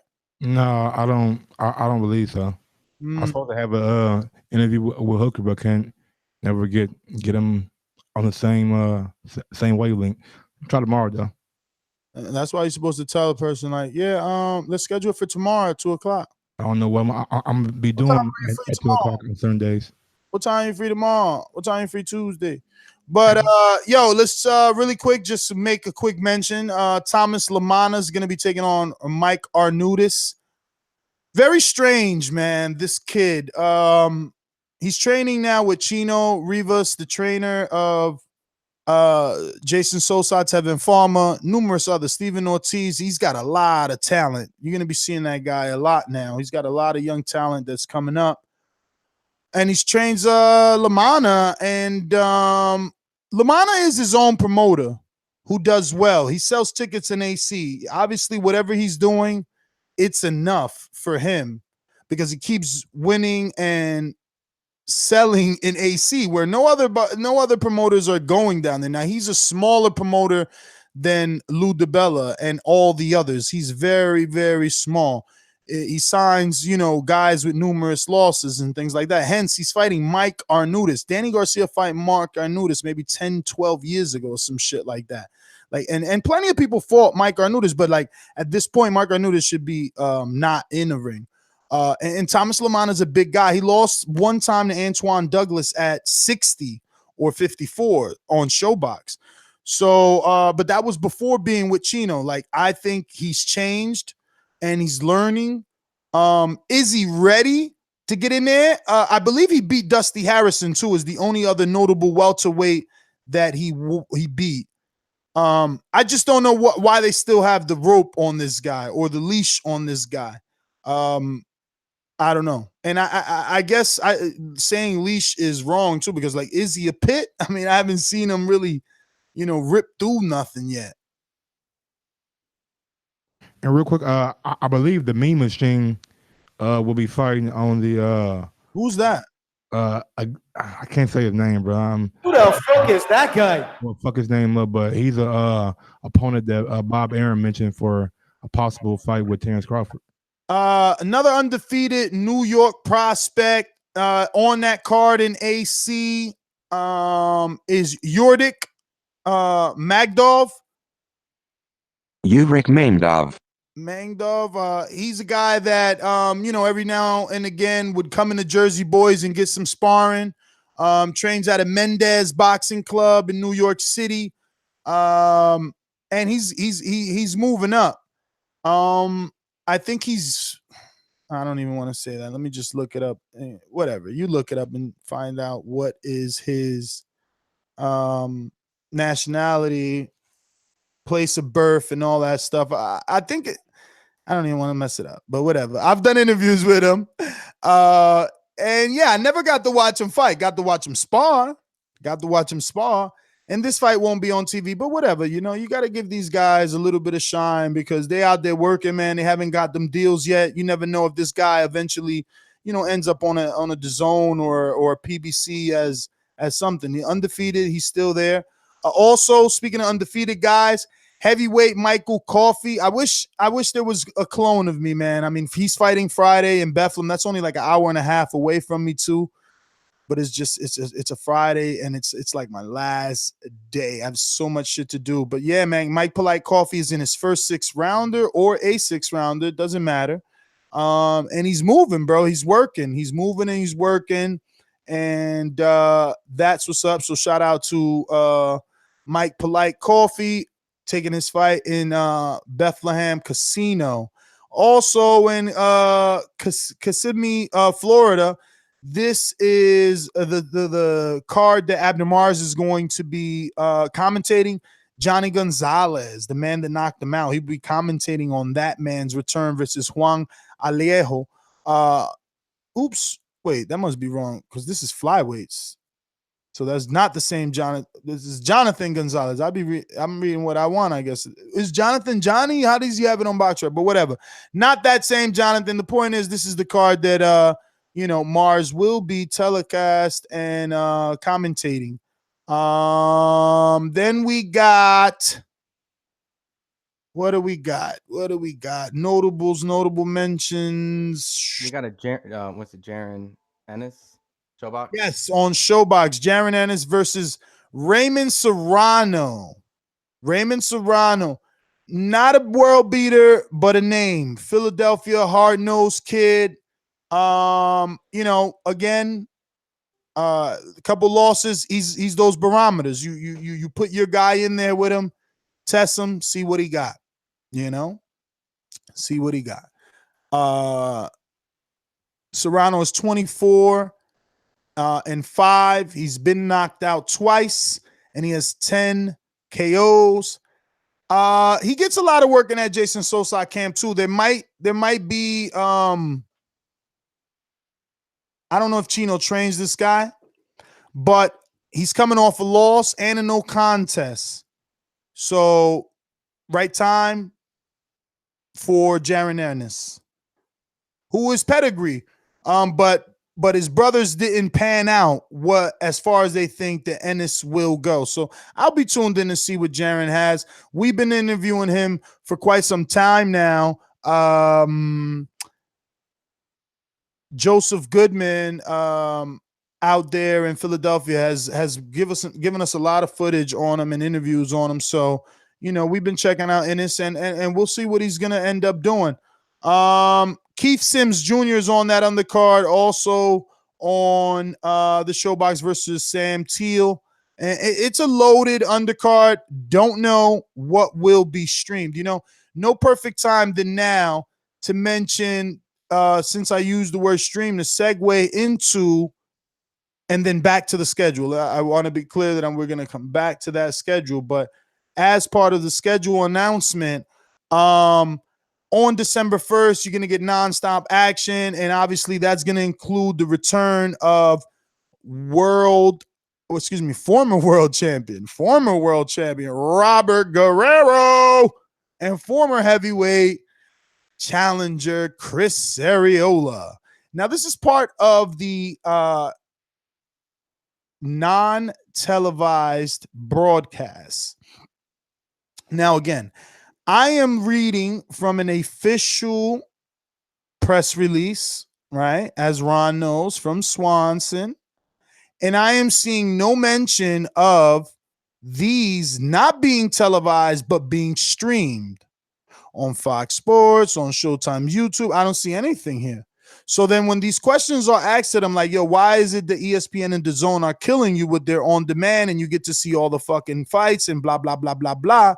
And they're like, oh, we've been doing it. Well, where's that information? Because guess what? I want to see Arreola. So, Ron, could you teach me since you're a millennial? On what? Just to pull up the apps? I was reading. On how to find where to watch Arreola and motherfucking whoever I just said. I'll go look for it. I mean, anything's possible, right? Plus, you'll get 105-pound title fight between unbeaten Carlos Licano, I don't know. That sounds whatever. And Mark Barriaga. Not Miguel Mariaga, but Mark Barriaga. And unbeaten cruiserweight prospect Marcellus Wilder. The other Wilder is officially printed out on the press release. We've been talking about him being back on this card for some time. And it's been made official. Marcelos Wilder, undefeated featherweight Isaac Lowe, and undefeated flyweight prospect Jesse Rodriguez also in action. So that is just a lot of names that we should be able to see on some other platform that this press release does not tell me how to see it at all. And I'm seeing people still say, Ness, why is it that you're the only one reporting 64.95? And I don't see it anywhere else. All right, so this will be the only time I prove little weirdos wrong. I always prove weirdos wrong. Wait, let me not do that. Let me first do this. Boom, boom, boom. And then push that up. And then screen share. Here you go, guys. And I will highlight. Probably won't. Yeah, I can highlight. Here is. Let's see where. Okay, so it's right here.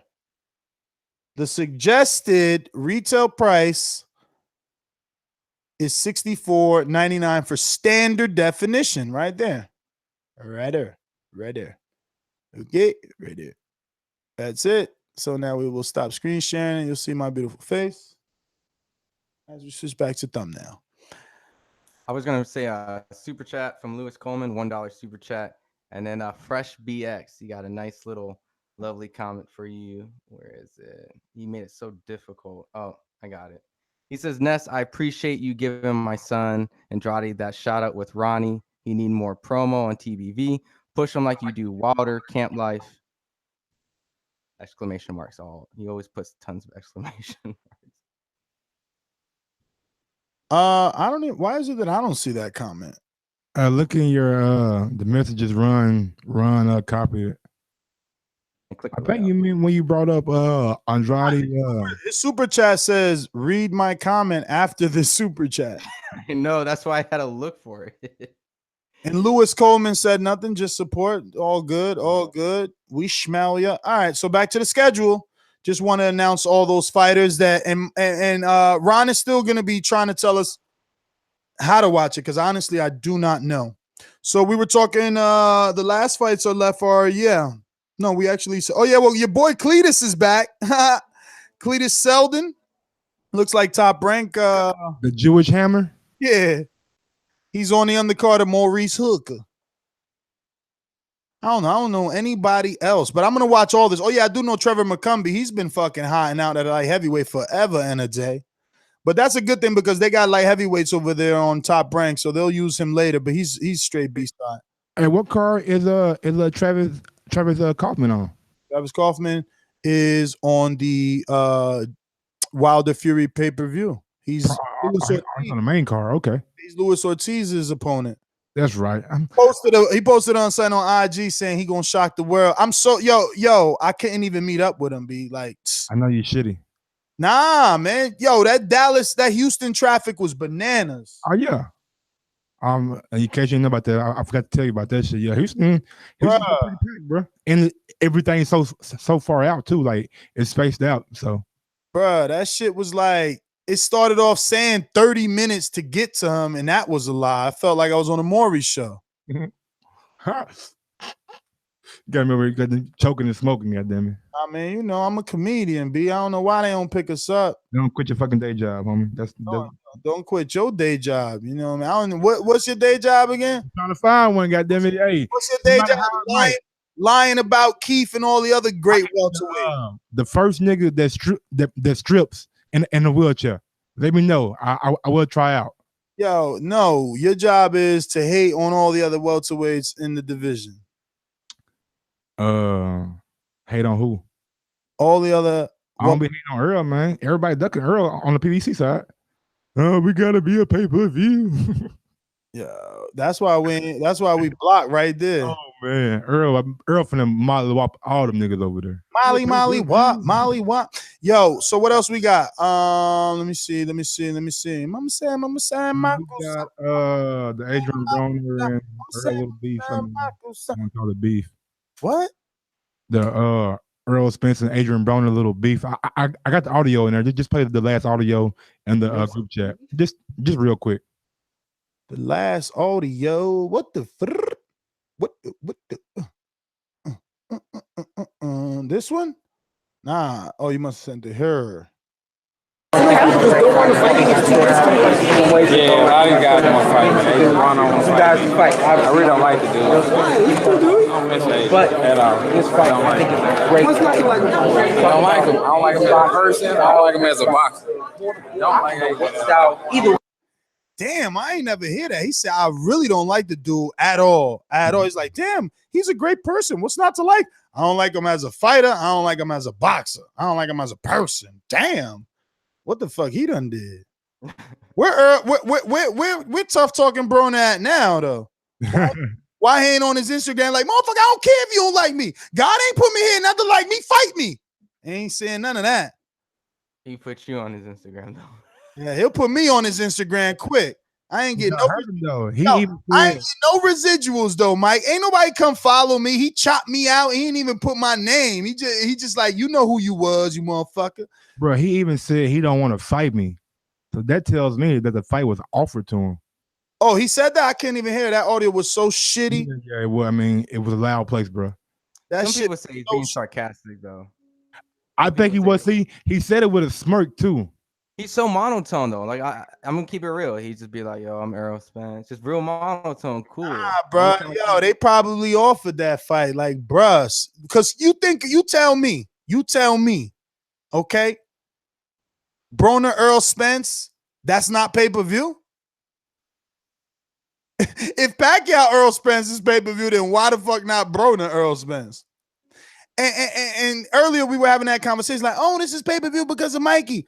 I honestly think this is two black guys that would sell on a pay-per-view. I think it could be a pay-per-view, but gotta be promoted right. The chat saying, I don't know how the chat receive Errol Spence versus Broner pay-per-view. Like, is it too much of a massacre for people to believe is pay-per-view worthy, or would they pay to see the massacre? It's like Ron said. The man never been knocked out.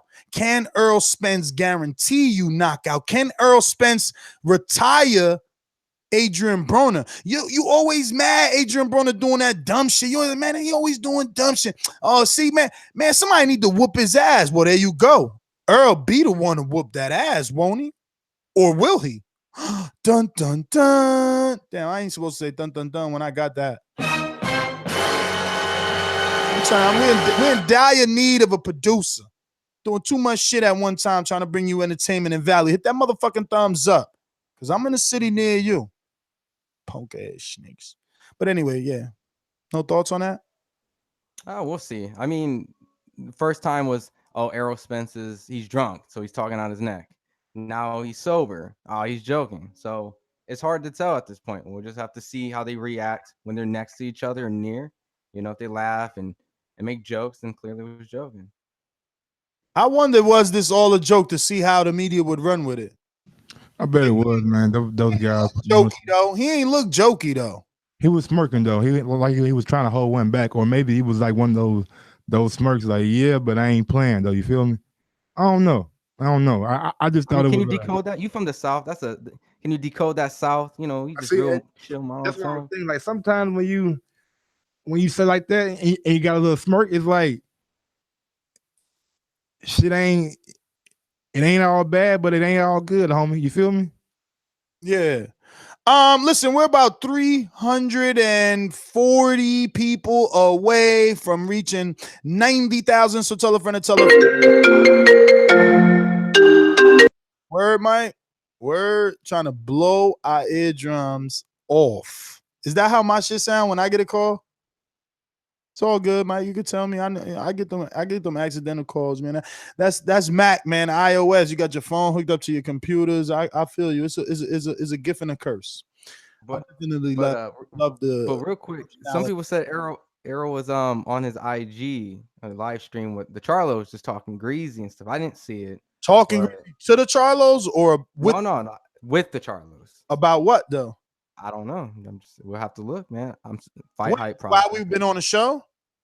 last night. I think he was out at this pizza joint. I remember seeing something like that. I mean, look, bro. I mean, he would be talking greasy. Everybody know who he got to fight. You know what I'm saying? And it's like this guy is running around saying like, "Yo, I could beat Earl. I see things. Yada yada yada." So Earl now he got the fight. So now he ain't got to big up Mikey no more. He could say it. He could say, "I'm gonna fuck this dude up." You know what I'm saying? So we'll see.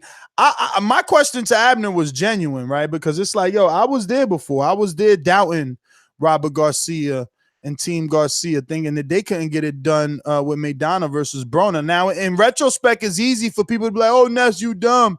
Yo, Broner never could beat Maidana. Not back then. We ain't know back then. He was undefeated. He was on uppity up. You know what I'm saying? He moved up the welterweight after 2 divisions, did the jump like Mikey did. He took on Paulie Malignaggi. You know what I'm saying? That was a little bit of a tight fight. That was actually the fight where Al Heyman said, "Let me sign Paulie," because Paulie went ape shit at the motherfucking post fight. But yeah. Yo, this is clearly Photoshop. Why they have him so tiny? What you mean? What's Photoshop, man? Hey, man, I don't know why he be posting that fucking picture up there like that, bro. That shit is not real. That's out here trying. That shit is disrespectful, man. And that's a good Photoshop though, because if you really look at it like that, you couldn't even really tell. No lie, Ron. At first, when I first saw it, I didn't even notice this shit. I was like, damn, Mikey's short. But he was like, man, shit.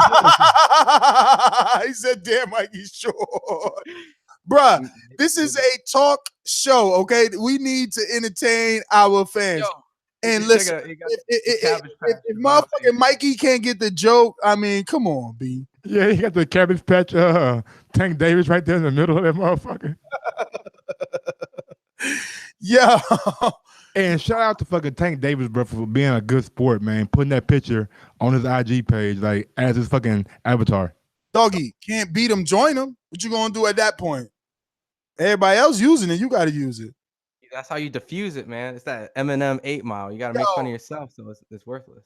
I'm happy as hell. I don't even know this guy in the chat. I don't even know your name, but he said Peep Lennox in the middle with the cut though. Yo, Lennox Lewis does have a bad cut. Like that shit. Mind your neck. That shit look crazy, bro. He need to hook up that cut. He gonna commentate and need to be hooking up that cut. Who faded up Lennox though, man? Come on, bro. That's what I'm saying. Come on, Yo, man. shout out to MB. He said, "God bless Photoshop." Word is born. Photoshop is one of the bestest things, B. I be in love with Photoshop, B. But look though, that's what they say. Like when you have dreads for a long time and you try to get a cut, that's that shit gonna be looking right there. So Lil Wayne, all you motherfuckers, I heard got dreads. All that tugging and tugging and tugging is gonna tug the fucking hairline on back to the middle of your head. Listen, man, let's open up these phone lines. You know the number to call in, 1-425-569-5241. Before we do that, holy shit, add Nesta Gibbs on Skype, be part of the conversation. I'm picking Maurice Hooker. I'm going to pick Terrence Crawford's next opponent. He's in a WBO eliminator. How did that happen? No one knows him, but he's in a WBO, a.k.a. Bob Arum and Frank Warren run that sanctioning body eliminator. How did that happen? No, Earl's in a mismatch. He's fighting Mikey. Earl ain't got no fight. Crawford's fighting Benavidez. Let's get Jeffrey to tell us how you fucking say this guy's name that we never heard of, who's obviously the Mean Machine, baby. Crawford's next appetite. I know the Mean Machine. I forgot. The Mean Machine. Yo, I thought Jeffrey was done, and then he had more compound syllables in his name. Yo, I thought it was just Cavalli, and then it says Asquez. They say he the new Lomachenko. Oh no, I've seen this. Let me try it one more time. I just want to try and memorize this. That is so difficult. You gotta chill before you break it. The first name is easy. It's Edulus. Edujit. Let's do a name at a time. Go ahead, Jeff. Come on, hook us up. Egidijus. Let's try that one more time. Egidijus. All right, now this last name. Help us out, baby. Come on, Jeffrey. You get paid a lot. Motherfucking Mac charged me like a bunch of hundreds to fix this computer. Kavaliauskas. It's almost easier when you break it down into two separate names. Kavaliauskas. Yeah, it's almost simpler. Kavaliauskas. Kavaliauskas. Kavaliauskas. Oh my God, that sounds like a disease. Kavaliauskas. Kavaliauskas is Terrence Crawford's next opponent, guys. Thank Jeffrey for putting you guys up to date. I know you didn't know who he was, neither did I, but that's not official yet. We'll pass it to Terrence Crawford to defend. Mike. That's not official yet, man. Not official yet. I don't know. What happened in your interview, though? Could you tell us? Like, did you bring up Mean Machine to your boy? I mean, we tried to get the Mikey fight. We tried to get the Errol fight. Been trying Danny. Been trying Porter. Been trying Keith. Just got to go with what's available to us. Oh, that was the response. Is that the response? Do you want to tell people what episode they could go check it out? I mean, like it's like pulling teeth with this guy. What's going on? Like what happened? I'm asking you, what was Beaumont? What the fuck? You know what? I'm moving on. We're going to callers, man. This guy's lost. That weed is too good. Gary in Dallas, help us. Help us bring Mike back. Too many shows today. He's worked too hard, man. It's all good, Mike. You trying to fucking down my guy asking me these fucking dumbass questions. I ain't asking no fucking dumbass questions. I'm not answering shit. All right? I have no clue what you mean. All I'm asking you is, did you speak to Bomac about this kill? He don't know who the next opponent is yet. That's what he said. Okay. Gary, anytime you talk about Crawford, your man gets touchy. I don't know. Yeah. Mike touchy today. All right. Yo, Mike, the Mean Machine. His name is Agigas Katalakis. It's not that hard to say. It just looks hard with all the letters in it, but it's not that hard to say. Agigas. Tell that to a black dude from goddamn Little Rock, Arkansas. I can't say that shit if you pay me the first time. I still can't say that shit. I'm just as southern as you are, brother. I'm just as southern as you are. Yo, real quick though, Ness doesn't know who that is. Nah, I never. Let me ask you this. I never even seen him fight. When did he fight? Versus who? He was on ESPN undercard. He beat David Evanesian last year, and then early this year he beat Juan Carlos Abreu. Is that his name? He's fought twice on TV. He don't deserve no chance at Terrence Crawford. Wait a minute. He was on TV? Twice. Yeah, once this year, once last year. I want to say back in June, July, something like that. Yeah, I don't know. Juan Carlos Abreu is not Juan Abreu. Not Abreu. Not the guy that fought Tim Bradley. Yeah. No, that is not. That's not the same guy. That's not the same guy. I thought he fought on ESPN Plus. No, he fought a Dominican Juan Carlos Abreu, not the Argentinian Juan Carlos Abreu. No. I think he fought on the Ray Beltran card, right? Was he on the Ray Beltran card? It says he fought obviously at the Save March, so that makes it the Jose Ramirez undercard. And was that back like over the summer? That was his last fight, July 7th. Yeah, and then he also fought David Evanesian last year. Last year he fought David Evanesian. Evanesian is going to be fighting Josh Kelly. Josh Kelly will be fighting Evanesian after what? 8 fight. In his 8th fight, he'll be fighting Evanesian. Well, the Mean Machine shout out stopped to Terrence Crawford's opposition. The Mean Machine fought him in like 11 fights. No, the Mean Machine fought him. The Mean Machine is fighting him next. He's fighting him next. So like, who fight who next? Excuse me. I mean, he fought him. Hold on. He fought David and he stopped him. I remember seeing that fight. Yeah, he fought David. This year, bro. Yeah, his 10th fight. No. He only got 12 fights. You bugging. He just got 20 fights. Oh, who the fuck am I looking at? I don't know who you looking at. I told you we can't pronounce his name. How the fuck we gonna spell it? You better tell that shit to Google. Oh, you can't do that either. Can't pronounce it. It's over, Gary. Tell Gary to text that shit to you. Say, nah, it's on Google. It's a Gekas Kalilakis. It's not that hard. That ain't what Jeffrey said. Who's got a better win in the last year and a half? A Gekas Kalilakis or Keith Thurman? Man, you disrespectful. Your time is up. You heard the bell. Get out of here. In the last year and a half, you disrespectful, yo. I swear, you guys don't. Yo, this is why boxers hate us, bro, because of things like that. You heard what he said? Who got a better win in the last year and a half? Voice of the people, baby. Voice of the people. Yeah, and I have the right, because it's the voice of the people, to criticize the shit out that weird ass comment. Ladies and gentlemen, I'd like to introduce to you a young fella, and he comes from the Magnolia.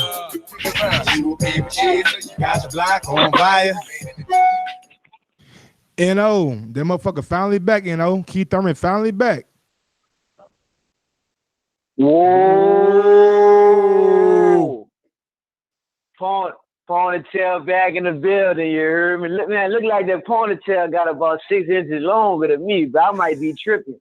I don't know, Mike, what you think? Like, dig? I think it got at least, if it ain't 6, it's at least 3 on it, motherfucker. Yo, he got them good old Polynesian, not Polynesian, Nepalesian hair secrets from his wife. I thought you were talking about Demi sauce that came from Chick-fil-A Polynesian. I think she put a spell on that motherfucker or something, bro. That boy went over there, bro. That boy was out of Bible for like 2 years and he hooked up with that thing. You heard me? You know what I'm saying? The shit, brother. And they coming at his top, brother. It look like they nipping at his ankle like them little chihuahuas and shit. Like, bro, that dude a wanted man, bro. That's a wanted man right there, bro. And like I told you, Ness. Like I told you, Herb, you said they gave Errol Spence the pay-per-view. Nah, man, Keith Thurman, Sean Porter, and Danny Garcia, that's the motherfucker that gave him a pay-per-view because Aaron Heyman had to give him something because he couldn't get the fight for him that he wanted. So the only thing that can stop him from leaving, you got to get a man something. You got to throw him a stick. You can't keep throwing him El Campos and man. He needs straight gangsters now, man. So if you ain't gonna do that, you got to give him a pay-per-view. You dig? Sean Porter, he ain't pay-per-view worthy. Keith Thurman, he could have been, but he ain't go for the stoppage. You dig? He ain't go for the stoppage, man. He said himself, your boy said himself on the interview today, he said, I took a look at Spence and them dudes serious about that man down shit. He said a couple of fights, I could have went for the knockout, but I got on the back foot. You heard me? He said that's because of my trainer. He said Spence and his team, they believe in man down. They go for the knockout every fight because they believe in it. See, that's what Keith Thurman lost the crowd at, Ness. That's what I've been trying to tell you. It ain't that everybody hating on Keith Thurman. He started fighting like Mayweather, and don't nobody want to see a young Mayweather. Hey, we don't want to see. Hey, bruh. That's when everybody started hitting Keith Thurman, but he did that on purpose so that y'all could drop out. We don't need no fickle fans. That's his fault. Well, that's his fault, Jerry. It's gonna be your fault. It's gonna be your fault because your money gonna be on the wrong horse. So I'm saying my money down. I ain't tripping. My money down, man, down. My money down. Keith Thurman went from being glad as night to one of the pips now. Yeah. You hear me? He in the back, singing back up now. You hear me? Well, just like Solomon from the Bible, you said it yourself. His hair grew like 3 to 6 inches. You already know what that stands for. Power. We won't play no games. We knock you out with either motherfucking hand. This Keith one time. Call him 2 times because he was the only unified welterweight of this generation. Where the fuck is Earl's second belt at? Or Sean's second belt? Let's see them dudes defend their belt. First of all, last time I checked, when motherfucking Sean won his belt, he lost it in his next fight. So let's let him get a little tune up with Ulgas and let's see. You know what I'm saying? Keith was out here defending shit. Keith was out here defending shit. Keith was out here making motherfucking Floyd vacate shit. Floyd vacated. All right. Floyd gave up that WBA regular, that WBA super that you seen Keith holding around his shoulder yesterday. You feel me? Holding that son bitch tight, and he seen Earl right behind him. Yeah. Yeah. We gonna see. We gonna see. We gonna see. One time, meet the truth, boy. It will set you free. I hear you, Jay Will, man, in Ohio, man. Talk to these guys, man. I got this rookie right now. He don't know no better. If you know like I know, you should lie low. Killer, I used to get it in Ohio. Yo, man. Ness, man. You my dude, man. First, what's up, Mike, man? What's up, everybody, man? Oh, Jay Will, don't be coming in here with that fucking energy like you about to not ride with me, B. And that's the fucked up part about it, my nigga. Give me some gunshots, man. Give me some gun. And this is for you straight to the head, man. Straight to the motherfucking head, bro. Oh, Yo. B, yo. He's deleted. I can't believe you about to turn on me, B. Yo, man. You wildin', man. But this whole, I was gonna let you ride. I was gonna let you slide because I know Keith, that's your man's.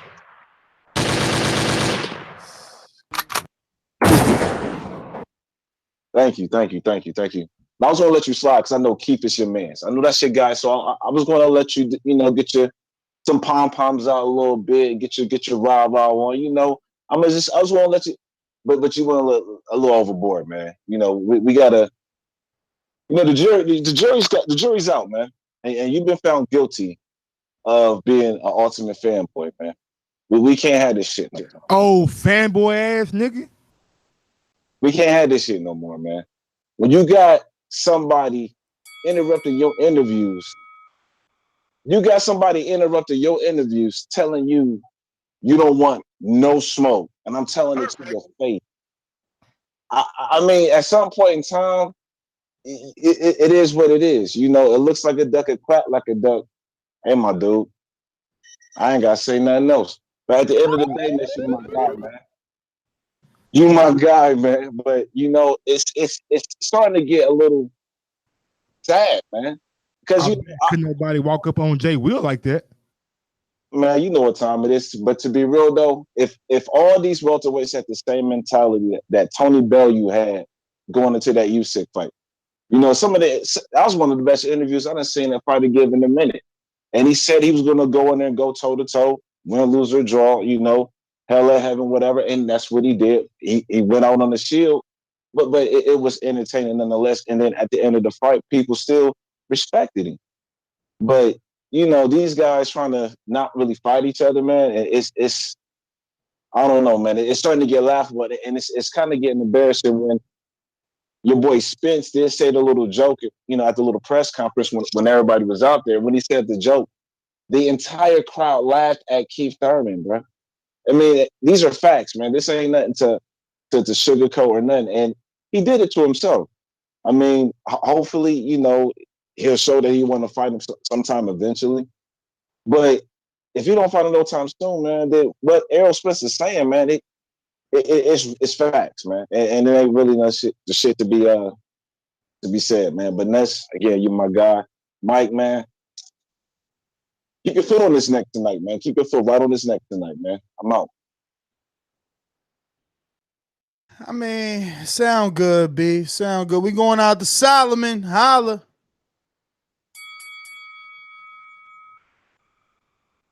Solomon on Skype.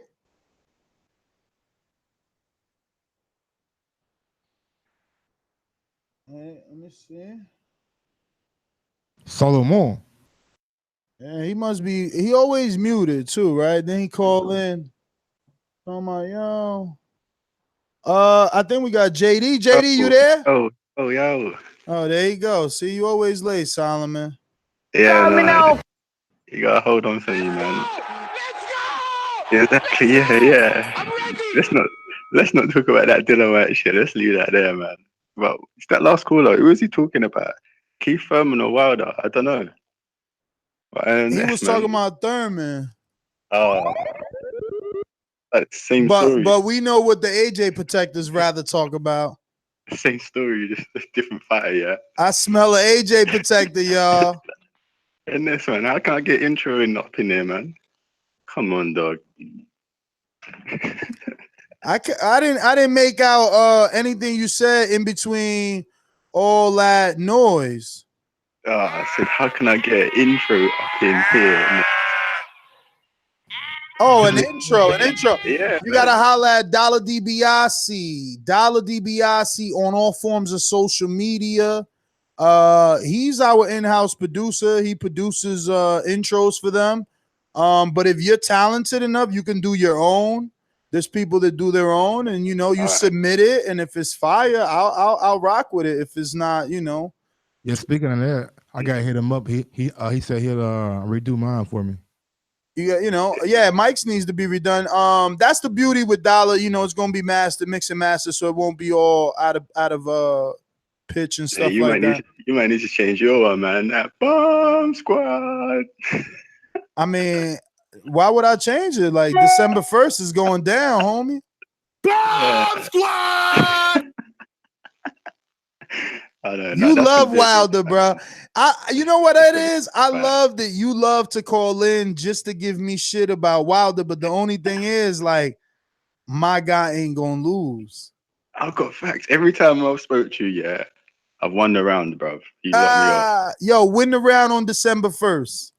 Hey, if it goes 12, it's over. Told you already. Yo, my man won 12 before. What, against with Dazn? Yeah. Exactly. How can your man only get that one mandatory and it was Dazn? What? Because he got juice. That's why. How many mandatories has Gary Russell gotten? How many mandatories has motherfucking Canelo gotten? When you got juice, dog, when your fights are big purses, you don't get pushed around by mandatories. AJ does that because he like that ducking sauce. But if your man says one name, one waist, like one belt, one champion, yeah.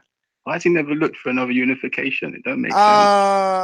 Why are you talking about Wilder? This guy is like a fan. Nah, but like we all know he was supposed to unify with Joseph, but Joseph went that AJ route. What you mean? Like you acting like you don't know none of this, man. Stop acting like you're a rookie. This.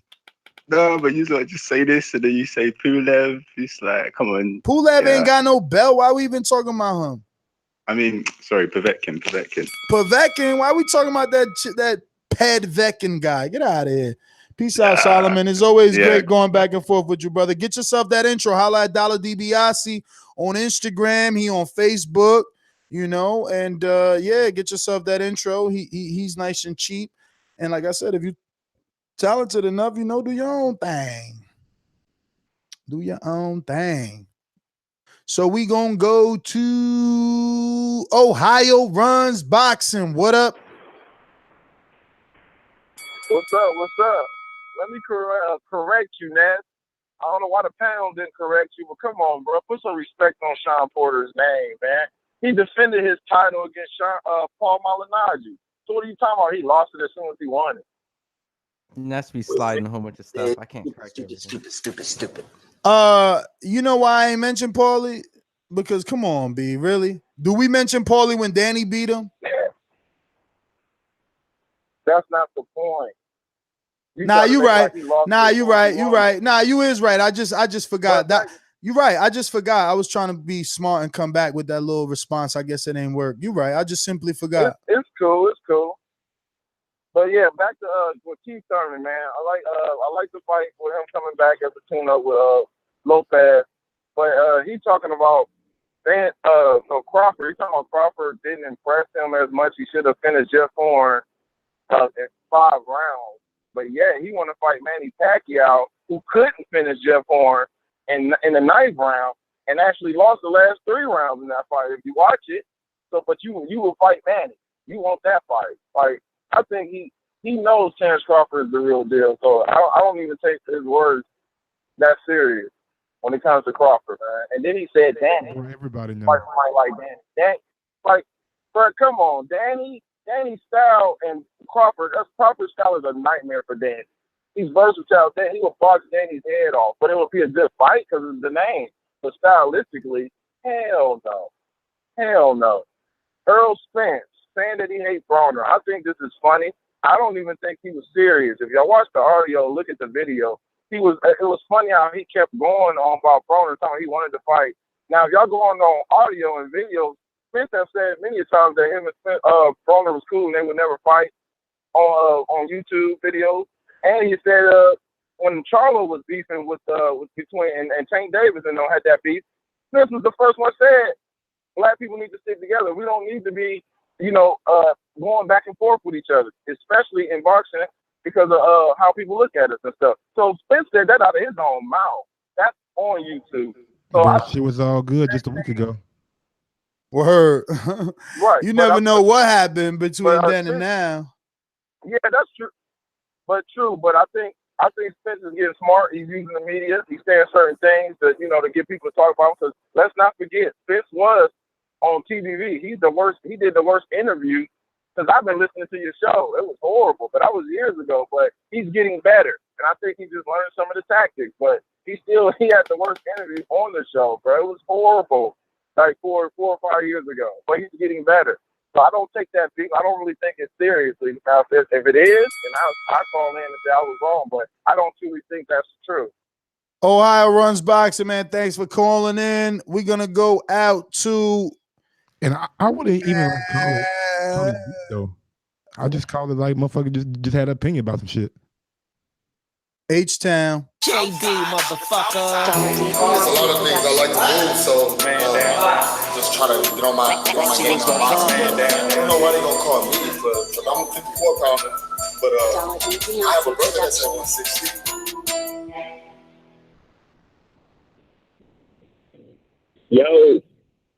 Yo, how's the audio, fellas? Am I good? We gonna deal with it, but you on like something that's loud. My bad, man. I'm on the road. But dealing with the last caller, man, who on Crawford's resume is close to Danny Garcia or Sean Porter? I mean, I think that's all the man's saying is Crawford got to step his game up when it comes to 147. He gave him props at 140, but as far as a top competitor at 147, all he's saying is he got to do more work. I don't see nothing wrong with that.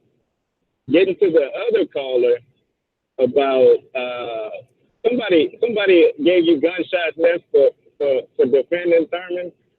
Yeah, listen, I defend Thurman too. I'm a Thurman fan, bro. At the end of the day, and the way he came back talking, you know what I mean? If like he came out and said, "Look, I'm the truth. I'm Swift. The problem, all y'all names in one." He called them all out, pretty much, in my opinion. Now we can ignore that, and we can talk about how Spence ran up on him. But I mean, he opened up the shit by saying, like, "Look, I'm all y'all names in one, Spence included." So I mean, I'm all y'all names in one, but when I step to your ass, you don't want to say shit. Mm-hmm. What you mean? Oh, it's a time. It's gonna be a time. So Mike, you telling me we ain't got to fight, but shit, at least have a little back and forth with me. Hold on. I gotta ask you this question because I want to see your reaction. You mean to tell me when Spence and Thurman is close to getting made, you don't think that Thurman gonna be vocal? You think that Thurman gonna be like in a corner somewhere or hurt again? Your honest opinion. Of course not. All right. I brought it to your doorstep yesterday. What are we talking about? I brought it to your doorstep yesterday, and you talking about fighting me next week. You feel me? Yeah, but you're going slow, though. You're going slow. You weren't ready yesterday. You got work to do. You didn't get to Porter or Garcia yet. I'm just saying. One Kell Brook win ain't enough. You got work to do. I mean, when does it have to be about? In order to get a resume, I gotta fight the top guys. I want Danny, I want Sean, I want Keith, but they don't want me. Hey, I don't know, man. Yeah. And then you start that hey. Maybe drop that IBF that don't mean shit and stop fighting guys like Ocampo. giving Ocampo the shot. I mean, go down the list of the IBF, the top 10 in the IBF. Who they got? I'm just saying. Ocampo was a man. Shit right now. You can always go back and get that belt. Yeah, but I mean, I hear you, JD. But at the same time, if they ain't want to give him no sauce without a belt, why they gonna give him sauce with the belt? But I'm actually of the same mindset of JD, man. I said that about Wilder, like getting dudes sanctioning bodies, become they mandatory. It's simple. Like I don't get it. You rich already. What do it matter? I'm dropping no fucking belt just to fight a motherfucker. Nigga, I got a belt, you got a belt. Let's make it happen, bro. What are you talking about? Drop belt, man. Come on, man. You don't want to be undisputed? You don't want to be unified? Bro, you know what that would mean? The thing is that these fighters don't think that big, bro. Yo, Earl holds a press conference, sends massive emails out, all the media shows up, Errol Spence to make huge announcement. And when he gets on that podium, he lets the world know, like, look, these guys don't want to fight me. I'm going to vacate this IBF, and I'm paying sanctioning fees for the WBC, the WBO, and the WBA so that those champions can no longer duck me.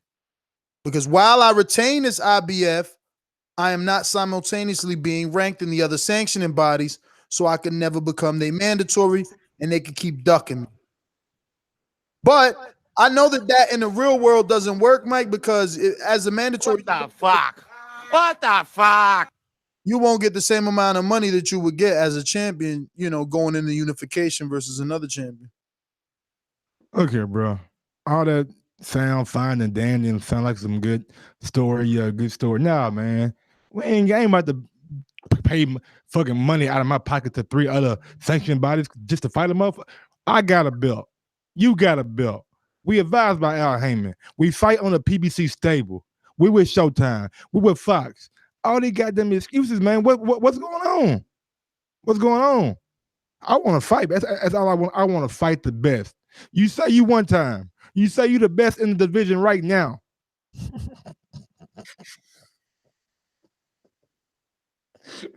What? What? Oh my God, man. This guy with this fucking I can't even go run. Go. Oh my God. Man, come on, bro. You're trying to be serious, and you put this shit on the fucking screen, man. Deflecting. You deflecting from your boy, man. You deflecting. You a motherfucking a one-time deflector. That's what you are.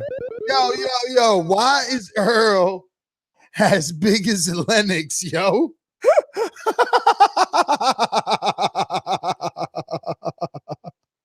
Yo, Spence looking down at Mikey too. How they be doing this stuff, man? Bro, whoever did that shit is good as fuck, bro. Yo, how they got Mikey looking up?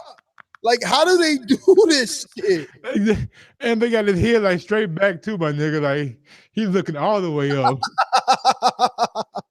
Yo, if you're just tuning in, we're just having shits and giggles on the thumbnail on YouTube. Head on over to YouTube and check that shit out.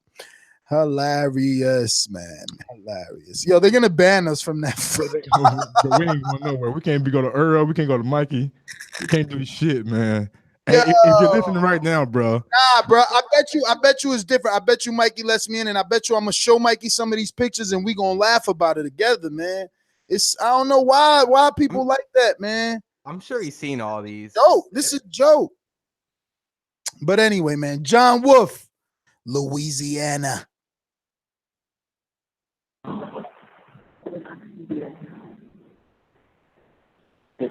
John, what up? Yeah, I'm glad. Man, take this shit out the damn screen, bro. Come on, man. Mike, why you always cutting somebody off? Quit laughing, bro. This shit on the damn screen, and I'm over here crying, man. Come on.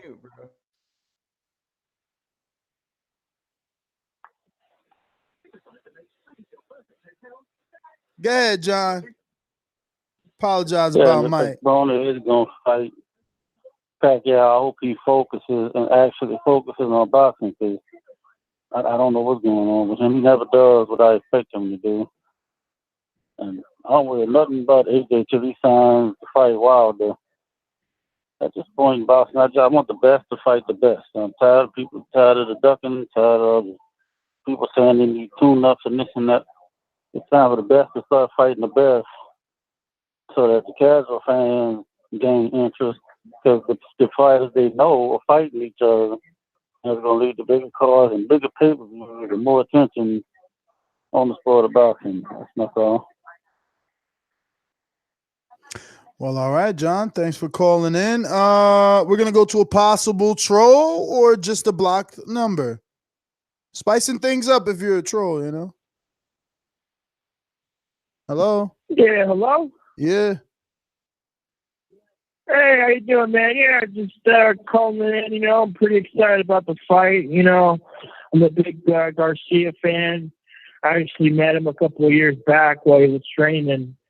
So it's just good to see a show about it and the fight coming up. So just really excited to start listening to the show just now because I realized that you guys were on today. So yeah, man, let's talk some boxing. What do you think? What are your predictions? Well, what's your name, brother? Oh, this is John from Iowa, too. John from Iowa. Well, we're at the tail end of the show, John, so you'll just have to rewind it. We went through a plethora of topics. Yeah, man, it's about 3 hour show. But as far as Broner Garcia, I like the fight. I think it helps Pacquiao. I mean, I said Broner Garcia. I meant to say Broner Pacquiao. I think it helps Pacquiao, you know, raise that profile. And if that profile gets raised for Pacquiao and the casual fan believes that he's a threat again, it only means good things for the rest of the PBC fighters. Yeah, I mean, just it's so much to talk about.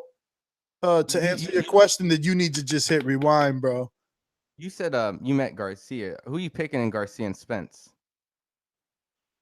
Who? For the caller. John?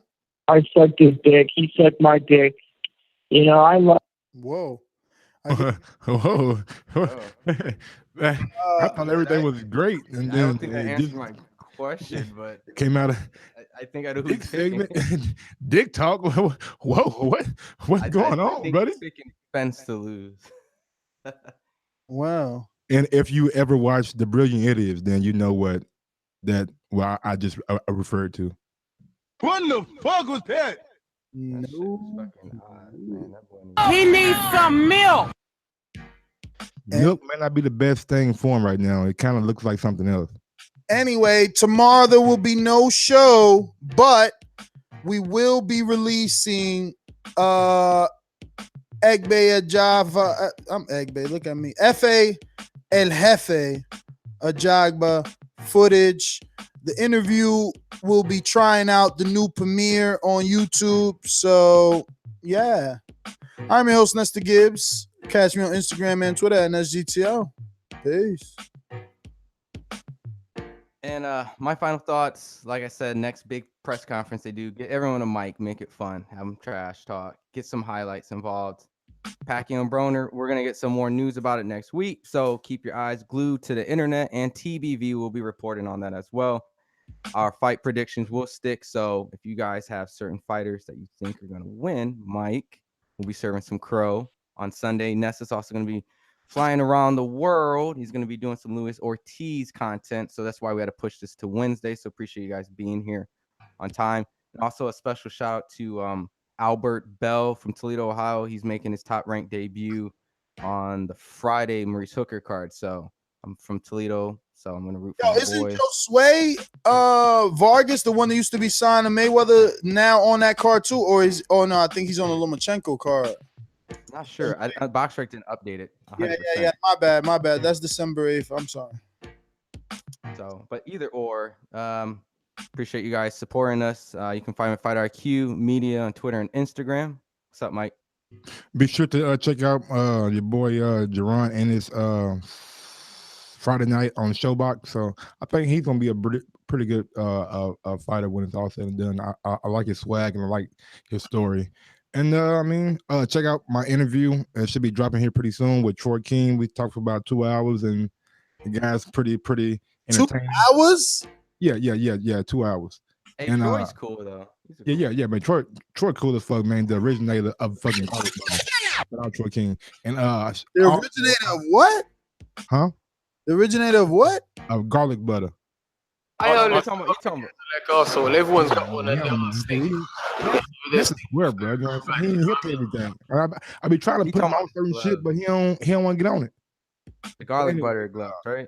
I got an interview tomorrow with a guy named Jack Fulton.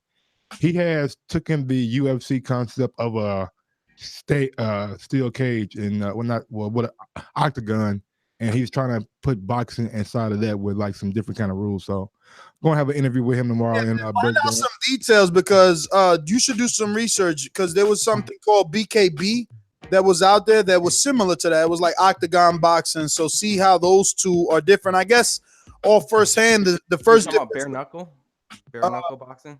Yeah, I guess the first difference would be that the bare knuckle boxing BKB had no cage around it. I think this IFC or ICF, what is it called? ICB. ICB. I don't know, whatever. Integrated cage boxing. What is it called? Bro, I don't know what it's called. I just know it's called ICB. All right.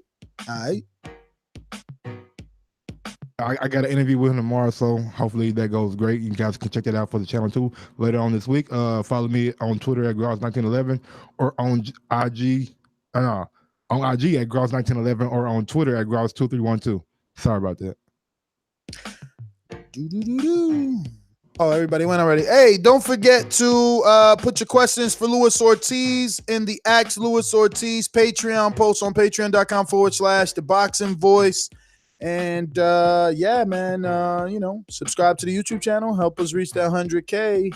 Peace.